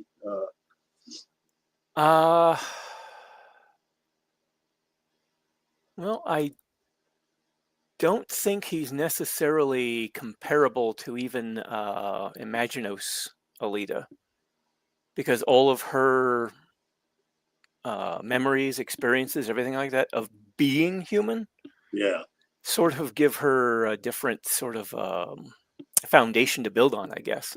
Yeah. I mean, he never had any of that. Yeah. He just had strictly programming, is what you're saying, Noonien saying. I think he's sentient, but he is a different kind of sentience. Oh. Okay. I think he seeks to be human. I mean, he's always wanted to, you know, try to be more human. Yeah. And I think to a certain degree he does succeed, but I think he's more alien, actually. I mean, he's a person still. He's still sentient, still got, you know, personhood, but I don't think he's a human person. He's more of an alien person, a constructed person. What's your thoughts, Chaos? I feel that he was, I don't know. I think he came pretty close, and, you know, he certainly did what a soldier should do as a member of the Federation. Yeah. And blowing up the I guess Captain Picard's clone, I guess, the ship, he blew it up, right? And himself too, yeah. Yeah, and himself. By the way, you know that person that played Captain Picard's clone was Tom Hardy, right? You know that. Yeah, that's wild. I didn't find that out till sometime later. Whoa, you mean the new Mad Max? Yeah. Yeah. Yeah, or the new Venom guy, you know. It's kind of neat, you know. So Maxie, what do you think? And Maxie is muted. Mm-hmm. He's either muted or he got up so early. He's probably busy with something. It's okay. Yeah, yeah, that's right. Or maybe he got up so early he fell asleep. Something like that.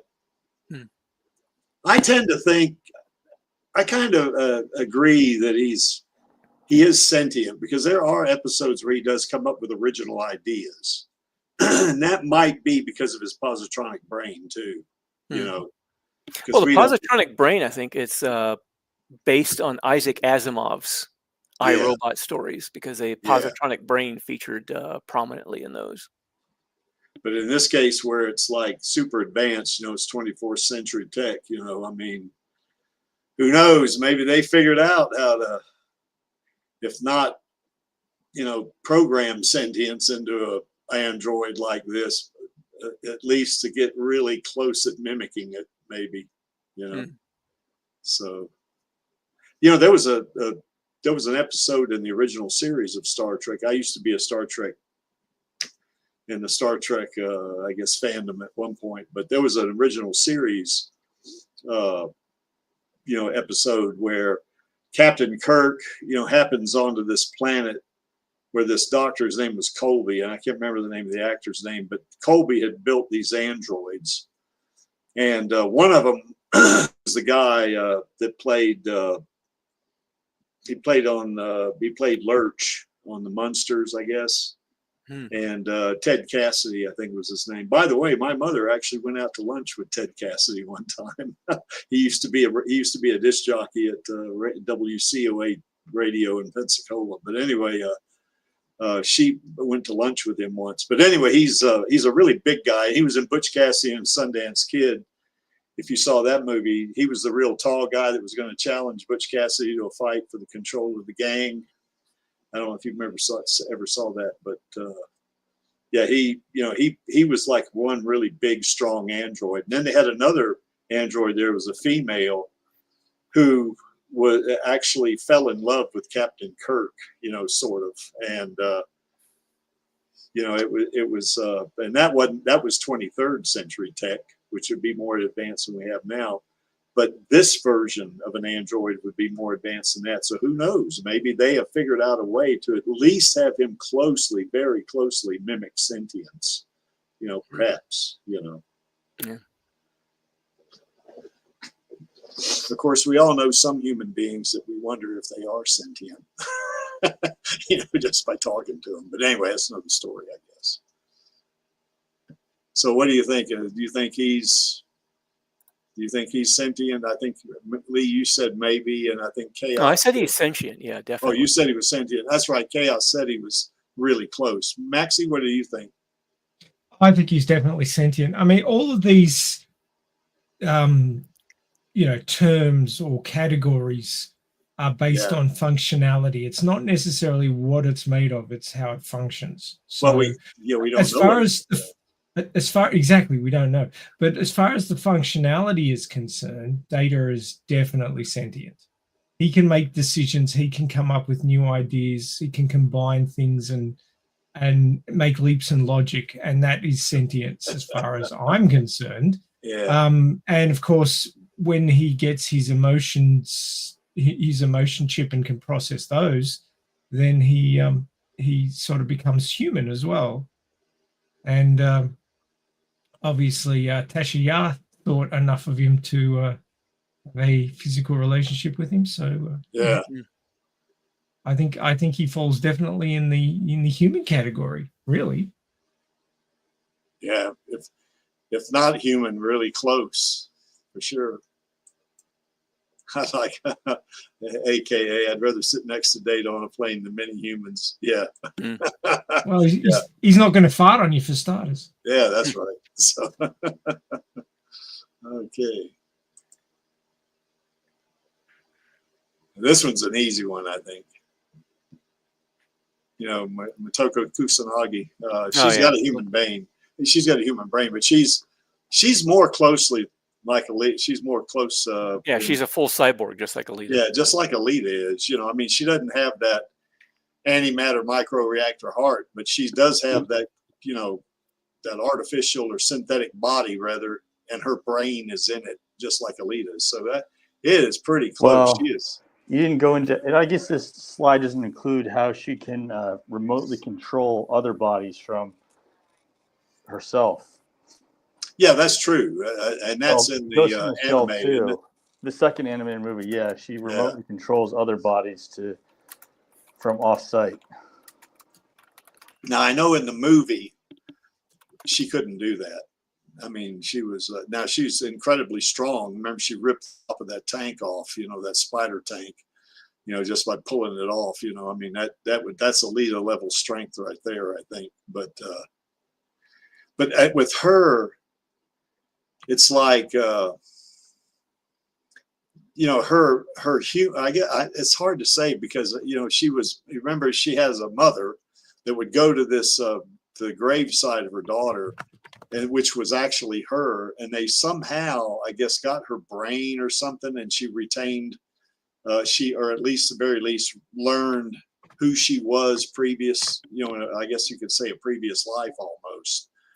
And that's kind of similar to Alita, although Alita still is learning, you know, what her former self is, whereas Motoko Kusanagi kind of comes to grips with that by the end of the movie, and her and her mother reestablish a relationship and stuff like that. So, and it says, you see post-human consciousness. I think she's still human, so I don't know if it's post-human, because she does have a human brain, you know, that's for sure. So she's still human, you know. It's just been transitioned from a human, from a full organic human to a total replacement or total conversion, whatever you want to call it, cyborg, you know, or a full body cyborg. I forget what they call that in the movie, which was a really enjoyable movie, I think. So I think there's no question that she's sentient. I think she definitely is, you know, because she's very much like Alita, and I think we all agree that Alita is sentient for sure. Yeah. You know, she's human basically. I mean, she's a human brain and a fully prosthetic body, just like Alita. Yeah, and with her, it says identity fragmentation there. You know, you could apply that to Alita as well. I mean, you know, I mean, certainly Motoko Kusanagi didn't know who she was. You know, I think in the movie she was a, you know, when she was a full human, she was like an activist or something like that, and the government killed her. You know, I think was it a protest or something like that. And they didn't much care for it, and they killed her, I guess. But her brain somehow was salvaged. You know, so I think it's the way that went. So so they use that term "ghost in the machine" or "ghost in the shell," or whatever. So Ghost in the Machine is Lee's story. yeah, that's right. That's it. Which, by the way, Maxie, he's gonna read that for us next week. Woo! I'll be there. Yeah, yeah. I'll have the bells on. Yeah, all right. I got to read chapter 26 before he does that. So You got to finish chapter 30 one of these days. Oh, I got to get. I am still working on it. Yeah. Yeah, I got to. It's been really hard because I have not been sleeping well lately either. Yeah. I find the transition between summer heat and winter cold, or vice versa, really difficult to get a good night's sleep. Well, mainly it's the stress over moving, trying to get everything taken care of. Oh, that's right. Yeah. That'll do it. Yeah, pre-stream, I asked him if he was through packing yet. He said no. Yeah. I've packed up quite a bit, but I still got a lot to do too. Yeah. And I still got to talk to the manager about what kind of procedure I got to go through to get out of here without owing them any more money. Mm. Always preferable. Mm-hmm. That's right. How much longer till you move? I have no idea. I was hoping to do it at the end of this month, but it might be till the end of next month because I think I need to do a 30-day, give them a 30-day notice, and then I'll be, safe to move out without having to pay some kind of early exit fee or something, whatever the hell they're doing. Yeah. What? Well, I wish you luck. I mean, the summer is probably the easiest time to change, but we have to schedule this. We can do it. So I wish you well. Well, thanks. Hey, Maxie, you see this? Yeah, you saw it, didn't you? Okay. Yeah, no, I've already gone in and filled in my part of the show notes. So oh shit, I got to do that too then. Yeah. Yeah, dude. You coming on tomorrow, Lee? I'll try to. Yeah. I'll send you a link. We're talking Technologies, so. Okay. That sounds interesting, but I'll be getting ready for a trip. Oh, I was about to say I'll send you a link to Chaos. But well, you can. I'll see how busy I am because I'm not leaving because my children have long weekends. So we're going to go in Pennsylvania. It's a Great Wolf Lodge. I think it's a chain, but we'll go to a lodge for Monday and Tuesday. Oh yeah, Great Wolf Lodge. I've heard of that. Yes. Well, if you come on an hour after start time, you'll miss all of the pre-fluff stuff. So you just get straight into the topic. I might still come. So yeah, Creek, go ahead and send me one. I'll definitely do it. Anyway, back to Alita, I guess. And I think Alita and Motoko Kusanagi would really relate to each other very easily, I think. Yes. We've had whole streams on that in the past. Yeah, we have. And they're so similar, that I think it would be they'd become friends, I think, is what I believe. Possibly. Yeah. Apparently, according to, I was just looking up the Major, and I guess the movie had a different background for her. Yeah. Because according to what I found, the anime, she was in a terrible plane crash at around 9 years old, which resulted in almost all of her body being replaced with a cyborg body to save her life. Yeah. Yeah, I think in the movie she was it was some other thing. It was a protester that got killed. Or she was some kind of rebel that was something hitting like up that, against the system, or something like that. Yeah, and then they preserved her brain and kind of use her as a turned her into one of their agents or something. And anti-terrorist or something like that. So anyway, I think Alita and Motoko Kusanagi get along really well. I think Motoko Kusanagi, Major Motoko Kusanagi, she's sentient. She's got a human brain. She's 98% human herself. So machine. Well, her spine is still human. So that's right in the movie. I don't know about the anime. Oh, in the anime, it's entirely synthetic. Okay. Yeah. But in the movie, her spine is still human. So she's 97% cyborg, maybe. Because there's a scene 96 or in, I something. think, the second, what is it, the series? Maybe it's the series. There was a scene where she went into a cyber dock to get an issue looked at, or to undergo some kind of like maintenance or something like that. Mhm. And the doctor got replaced by an assassin. Yeah. Who started toying with her by putting various senses and activating various senses, just sort of toying with her while she was in a helpless state. Yeah. She manages to reroute some signals through a wireless system and basically takes over another empty body and uses it to kill the assassin. Wow. Yeah. And the only thing of her that was human was just her brain. Yeah. So I guess in the movie, she's like, Maxie, how much is the, you know, what percentage by weight is the spine compared to human body? Is it 2% as well? Or, I don't know off the top of my head, but the brain is not an insignificant. No, it is not insignificant weight. It wouldn't be like 1 or 2%. It'd be like brain and spine would be more like 5 or 6%, I'd say. Well, she'd be very similar to Alita though, because they both have human brains. So, well, according to what I was looking up previously, it was about 2 to 3% is just the brain, but the brain is such a major part of the body's operations. It is like a significant portion of our how much calories we burn and stuff. Yeah, like that. that's right. Oh yeah. So it's like, I don't know though, if you lift weights, you know, you're all brawn and no brain, then maybe you know, maybe that's not the case. Man. So anyway, I think we can all agree that she's sentient, she's human, and that kind of thing. So Yep. I well, do she's another full cyborg, so just like Yeah. Alita. Yes, I think that her and Alita would almost view each other like sisters, I think, is what I think would happen. But anyway. Possibly, yeah. Yeah. Now, this guy, you know, they call him a cyborg because maybe he does have actual human skin that covers a... Well, it's not just human skin. There's actual human flesh and musculature that covers the endoskeleton. Yeah. So it is a cyborg, but it's not a cyborg in the way that Alita is a cyborg. Yeah. Where she's got, you know, the human interior, the brain, and a artificial exterior. This is like the reverse of that, where the exterior is all flesh and blood and the interior is the machine. And he's got a CPU chip too, by the way. So he's now it says here on, because this is what I research kind of came up with, and of course I ask AI about this, but you know, they come up with learning empathy. I think that's more of a programming thing. I think they programmed into maybe emulating empathy. I don't think he actually is learning empathy.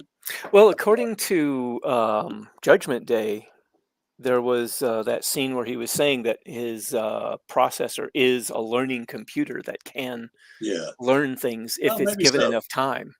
Yeah, maybe so, man. Maybe he is learning empathy then, you know. So and his power cell would last something like 250 years or something like that. So yeah. So he's pretty powerful. Now, I do think, not getting aside here from that, but I think if he was to fight Alita and she's in her berserker body, she's going to carve him up. I mean, he's not going to have much of a chance, I don't think. You know, he might have a chance against her if she's in the doll body, but even as fast as he is in in short range, she's faster. Yeah. And I think she is still stronger than a T-800. And yeah, that plasma that she uses is probably going to allow her to do some significant damage even to the armored endoskeleton. I think he would be more on par with her strength-wise.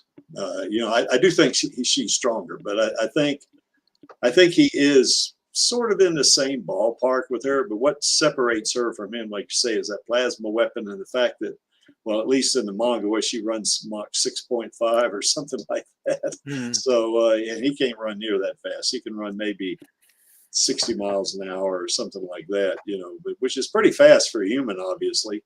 I mean, that's like twice as fast as Usain Bolt used to be able to run. But yeah, he's yeah, he wouldn't be anywhere near that. Now, in terms of him being a human, you know, he's probably learning human behavior because it's like you were saying, he's his programming and his the advanced CPU he has maybe enables him to simulate or emulate human behavior and to the point to where he seems like he's human, you know. But I think they're given baseline sort of program behavior to better emulate because they're infiltration units. They're designed to be able to infiltrate rebel cells and things to get in to kill off the humans. Yeah, but I think the version of T-800 that came back in the sequel, the one that was sent back to protect John Connor, I think he probably does have some programming that was modified by the future John Connor, and that, you know, probably probably set up the basis for him to learn, you know, like maybe learn things in such a way that he starts gaining empathy or something like that. You know, so couple of points on that one. The first one is, have you seen the latest movie? Not the one that is in production now, obviously, because it's not out yet, but the one before that. There was some wibbly wobbly timey wimey stuff, and the T-800 that was sent back in that one killed John Connor. Yeah, that was that Genesis? Was that Terminator? No, that wasn't Genesis. That was the other one. Yeah, I can't remember the title, but it basically went along the lines that it actually succeeded in its mission, and then it had no more instructions. So it just started living amongst the humans, and it started learning. It became an interior decorator. Oh, that's right. He was like a grandpa, wasn't he, or something? He had like a beard and everything. Is that what it was? Well, because the flesh and everything connected to it on the outside of his body was actual human flesh. It aged. Yeah. So he grew old. That was how you could keep using Arnold Schwarzenegger while he was aging and get away with it, not have to, you know, de-age him significantly. But the whole point was that like Sarah was really pissed with him. He's like, "You killed my son," and he's like, "Yeah, sorry about that. I've learned in the time that I've spent amongst humans what you know, empathy is, and you know, why humanity is so important, and what the machines didn't understand about that, and that's why he decided to help her to try and change the timeline again." That's not Dark Fate, is it? It might be Dark Fate.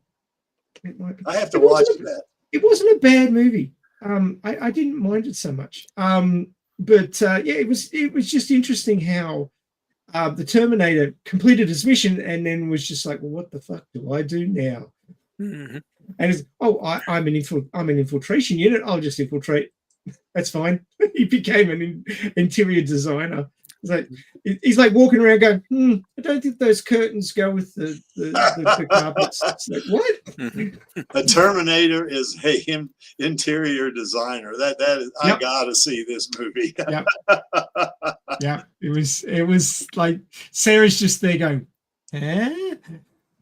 And let me guess. Now don't spoil it for me, because I think I'm going to go watch that. But they probably figure out he kills John Connor. They say, "Okay, now what do we got to do? Now I killed John Connor, so we got to write history or at least change the timeline to where it's similar to the way it was before." I bet that's kind of what they went after, wasn't it? Yeah, something like that. The timelines are all mixed up. I can't remember exactly. There's YouTube videos out there trying to explain. No, I don't watch those. I just go watch the movie. And Angelus is telling me that yes, it is Dark Fate. Ah, cool. He's like waving his hands in DMs at me. Yeah. So anyway, I guess now this goes back to what you were saying a while ago, Maxie. It's all about definitions, you know. But the only reason we call him a cyborg is because he's got, like you say, human skin and muscles, you know, that make him that is living tissue. So I mean, okay, now he's a combination of machine and human. Yeah, a cybernetic organism. Yeah, but he's nothing like Alita, or he's not a human cyborg. He's just a cyborg. Yeah, that's right. Yeah. He's kind of like an android that's just got human, flesh on him. That's what he's like. So I think the term cybernetic organism is probably more accurate. Yeah, I think so. Whereas Alita is definitely a human being. So I think so. Anyway, I like the scene too in the sequel where he goes into that biker bar. The guy puts a cigar out on his chest and it doesn't faze him. And then he starts kicking the shit out of all the bikers in there. So it's really funny, And then I guess in one of the sequels where he, they kind of merged in some of the, some of the, I guess, scenes from the original movie where, I guess a couple of those actors, one of them, I guess his name, he was in Aliens. I can't remember. Bill Paxton, he played a punker, and he was, good night for a nice night for a walk, huh? That kind of, he was naked, he has no clothes on. He said, yeah, nice night for a walk. Your clothes, give them to me now. Bill Paxton is the only person who's ever been killed by an alien, a predator, and a Terminator. Whoa. What a distinction. Been nailed by all three. Yeah. Yeah, he sure died too young, I think. Was it 61 years old? I mean, God almighty, that's not very old, really. I mean, I know some people in the chat say, oh, Creek, you're just saying that because you're older than him. But yeah, I think, I don't know what that was all about. But anyway, he sure was a good actor. He ended up having some kind of health problems or something like that. Yeah, he did. Caught up to him.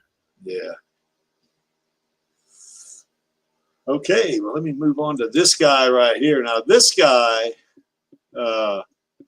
he is, I guess the closest thing to him in terms of Alita would be like the Alita 2.0 Imaginos body, or maybe the Alita 1.0 Imaginos body. He is completely artificial. He's more like Ava, I guess. Yeah, but he does. Yeah, he's well. In the MCU, they, I guess Tony Stark called him a synthoid, I guess, or something like that.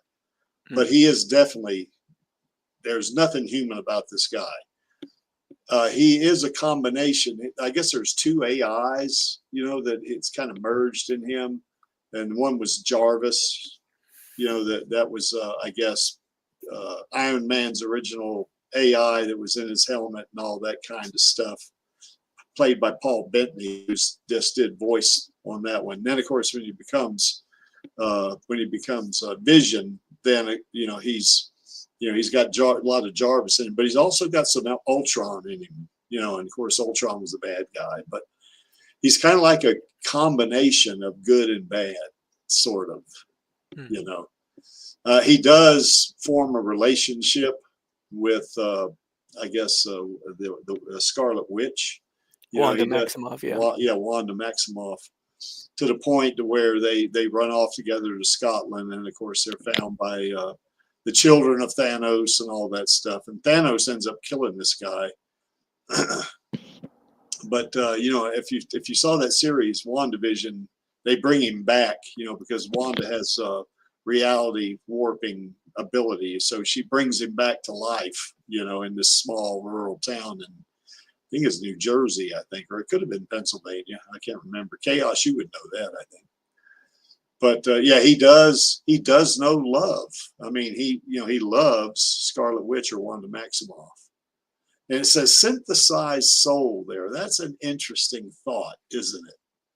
I mean, since we don't know what a soul is, how do we synthesize one? So anyway, a good thing there. So anyway, what's y'all's thoughts on that, Maxie?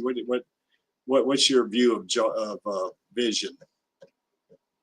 Well, if it quacks like a duck and waddles like a duck and swims like a duck, it's likely to be a duck or a synthoid of a duck.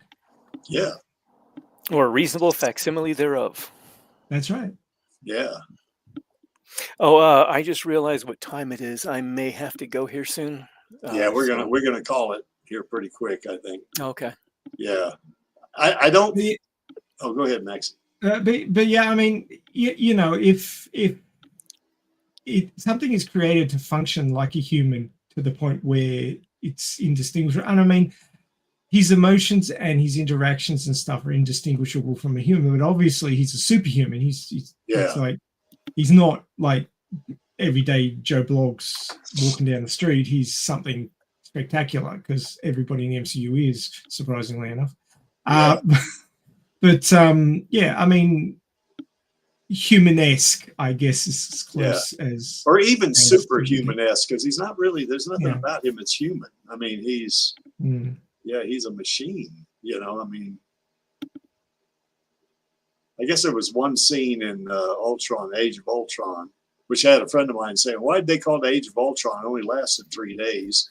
But there was one thing where he's, you know, he was saying, if I was a monster, I wouldn't know if I was or not. So you don't know if you can trust me or not. But all I can tell you is that we need to go now. And he picks up Thor's hammer and hands it to him. So I guess that proved to him that he's worthy, I guess. So, yeah.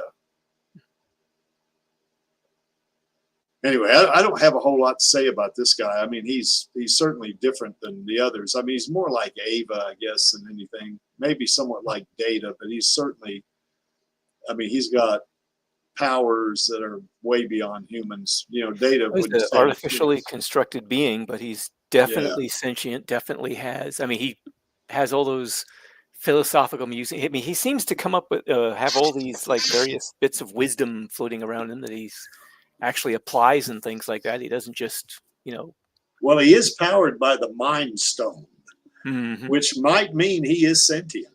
You know, I mean, in MCU lore, I mean, I think that's the whole thing, you know, so he's probably sentient, you know, I mean, even by human definitions, you know, he's sentient, you know, so he's unlike Ava in that regard, or Data, you know, I mean, they're like emulating sentience, but since he's got the Mind Stone, which is a magical thing for sure, but you know, he's the difference between the MCU and the Alitaverse is that there are sentient aliens. So sentience is not just humanity's perchant and nobody else's.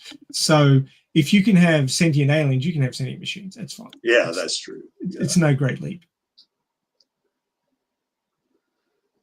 So anyway, that's about all I got to say about this guy, I guess, because we are approaching 2 hours. Of course, Lee's got to leave. So I just want to ask the chat. We don't have a lot of folks out there, but, you know, what do you guys think what defines humanity? Any combination of things, or something that's not up there, or all of them? What do you think? I think it'd be a combination of all of them. Honestly. I do too. I mean, all these things seem to figure really strongly into us being humans. So, yeah. Before there was any other options, it was you were born to a pair of humans, and you grew up, and you showed at least some of these behavioral characteristics, and then you would be considered human. But you know, if we're going to be artificially modifying the human entity into something that's part machine and or maybe even completely machine, but still has the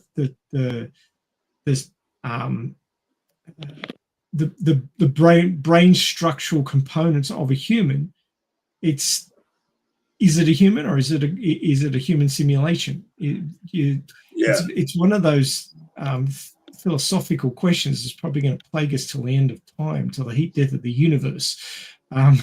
Well, then you've got also the consideration that there are some humans born without one of these, like empathy. You get sociopaths. Yeah.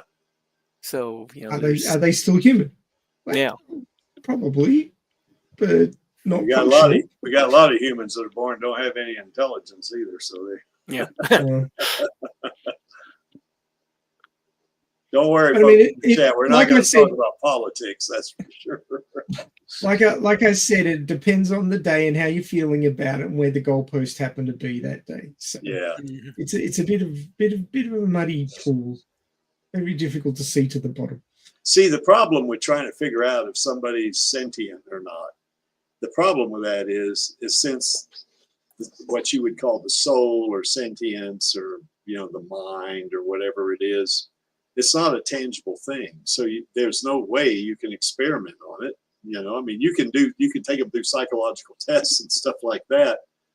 But even that, you know, our AI or simulated intelligence can mimic those things. So, you know, I mean, I think that goes back to what you were saying a while ago, Maxie. We can't really, I guess we can't wrap our heads around it. So it's hard. It's something that's going to be very difficult to prove, I think, you know, from a scientific standpoint, that is. Well, somebody who's in a very philosophical mindset might have a different consideration of what it is to somebody who's in a very biological mindset like myself. Yeah. Or somebody who's in a very religious mindset might have a completely different understanding of it. So it all depends on your background and where you're coming from. Yeah, I think so. But to actually prove, what I'm saying is, from a reality standpoint, to prove somebody, or it could be some creature, let's say, to prove they're sentient, since sentience or the soul or the mind, since it's intangible, you really can't directly experiment on it. All you can go by is how they act, you know, or what they say, or you know what I'm saying? That's yes, what I do know what you're saying. There's a lot of scientific principles that are not so much proven, but can't be disproved. That's it. And that's the thing about science. It's never fixed. It's always changing. What we understand today will be completely different to what we understand in 10 years' time. And basically what we believe today, I mean, I've used this example a billion times, but when my father went to school, the smallest particle of matter was the atom. Yeah. People would laugh at that now. I mean, not 5 years after my father finished school, or maybe it was more like 10 years, but 10 years after my father finished school, they'd split the atom.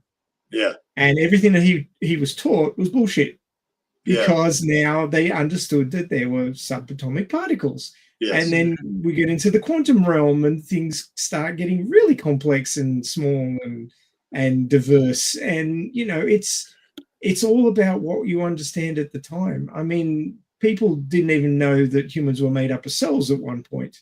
Yeah. And that there were viruses and bacteria that got around inside us. There was no understanding of that. So if you don't understand it, it just doesn't exist for you yet. So it may be that in 10 years, 50 years, 100 years, we discover things about ourselves which can, you know, solidify where these definitions begin and end and where the goalposts are that we can't do at the moment because we just don't understand it yet. I like that. Ooh-woo defines humanity too. Yes. Well, there's certainly some ooh-woo on the screen now, isn't there? So, yeah, Angelus, we know you're a rascal. We know that. So, okay. Well, anyway, that's about all I got, guys. You know, what makes a soul? I mean, I think Alita has a soul. I think Motoko Kusanagi has a soul. They're sentient. For me, to say someone has a soul to me, and I'm not a religious person, but, you know, if you're sentient and you want to say someone has a soul, I get that. You know, I got it. An android, saying an android has a soul is kind of a different thing. I guess Chaos had to leave. You know, how do you detect a soul? You know what I'm saying? Because it's not a tangible thing. With a soulometer. yeah, exactly. Somebody invents one, that'll be handy. And yes, Angelus, there's some woo-woo on that picture too, isn't there? So I do think Alita and Motoko Kusanagi have souls, or they're sentient. I mean, that now once again, that's my opinion. You see, that's another thing. And then Data, maybe I'd say he has something close to sentience, perhaps. And then, of course, I don't think that the Terminator or Ava, I don't think they have a soul. Now, as to Vision, now he's got the Mind Stone, but he doesn't have the Soul Stone. So even that's a question with him as well, you know. So who knows? I think maybe he might be at least, somewhat sentient, perhaps, I don't know. So anyway, Hey, my thoughts. Did you hear who's going to be in the newest Terminator movie? No. Keanu Reeves. No kidding. Is he going to be a Terminator? I don't know. I just saw that he's billed as one of the stars. Oh, I got to see this. And Arnie's going to be in it again. Of course. Of course. He'll be the old Terminator. Yeah. All right, guys. Did we miss anything? Oh, probably. It's a very complicated subject. Yeah, it is. It is some questions that people have been grappling with for ages. Yeah, for sure. Yeah, I guess philosophers been talking about the soul or self-awareness and stuff like that, has been going on since human beings started having original thoughts, I guess. The thing I love about Alita's Make Her So Human is that she's constantly striving to become a better person. Yeah, that's true. But you could say the same thing about Data. He's trying to do the same thing, but, I don't know. Is he sentient? Who knows? Anyway, as you can see from that center panel right there, Alita does love her Uncle Creek, and that's because he wants that sequel, and he wants sequels. He doesn't want just a sequel. Yep. He wants multiple sequels. I want Rosa to have a career being Alita. That's what I want. So anyway, where she can play Alita till she's 99 years old. Mm-hmm. So that's definitely what I want. So.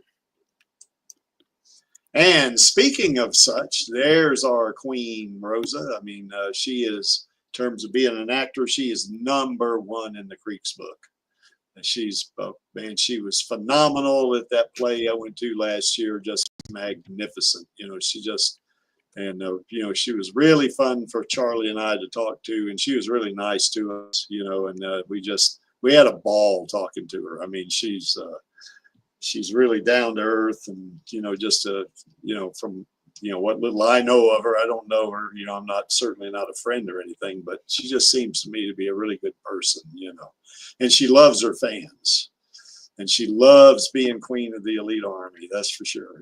I also want to give shout outs to El Lamont and Jesse Fisher. They brought Screwhead to life, and what the Creek wants in the Alita Fallen Angel is I want Alita and Screwhead to team up and take on Joshigon. That's what I want to see, So hopefully we'll see that. Damn Disney, you need to give us that, damn it. So chop chop, Disney. Yeah, come on, let's get it. Do it. Maxie, you want to talk about this one? Well, yeah, I do. First is the instance isn't up yet, dude. What's going on? Oh, I'm sorry. I'll put the instance up right after we get out of here, I guess. That would help.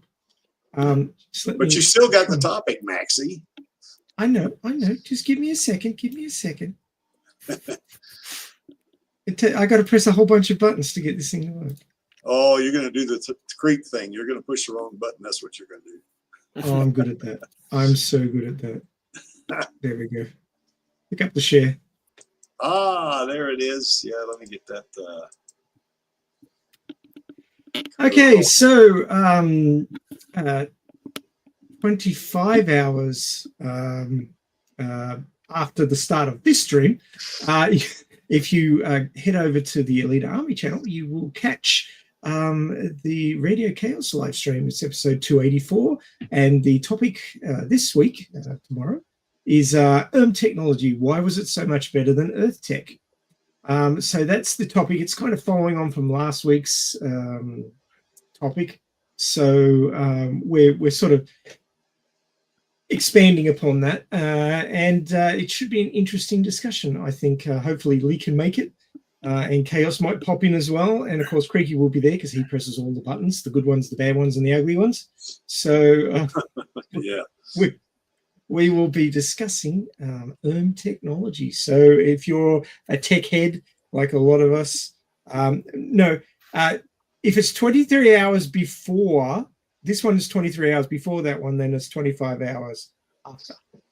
Well, it'd be 21 hours from now, wouldn't it? Oh, from now, yeah. Yeah, from now. Maybe I'm just getting confused. Yeah. Well, that's time zones and shit like that. Oh yeah, I'm so sick of them. Can't we all just be on o'clock and be done with it? O'clock, yes. Yeah, it'll be tech. So if you're interested in the tech side of things, do join us for that one. It should be a lot of fun. And of course, we'll have all the regular going through YouTube and all that fun stuff. Yeah. Boy, that's a great picture right there.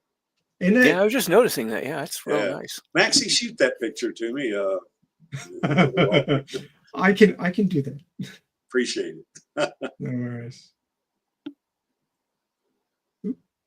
That's the wrong button. That's the right button. There we go. So anyway, we're glad that Lee joined us. Lee's a regular, of course. So is Chaos. He's a regular as well. And we certainly are happy that Maxie joined us. I mean, he's the Pope of the Alita Army. Anytime he comes on the stream, there's a lot of information we have to absorb because he's read the manga like 14 times or something like that. It's 16 now. 16. Oh my goodness, I can't keep up. So anyway, I think I've read the manga once. I need to get on the stick, I guess. And I need to get on the stick on reading Lee's thing and to pick up where I left off with Maxie. Well, Creaky, you've read it at least twice because you've read it through the monthly manga streams. That no, that's true. Yeah, that's right. Yeah.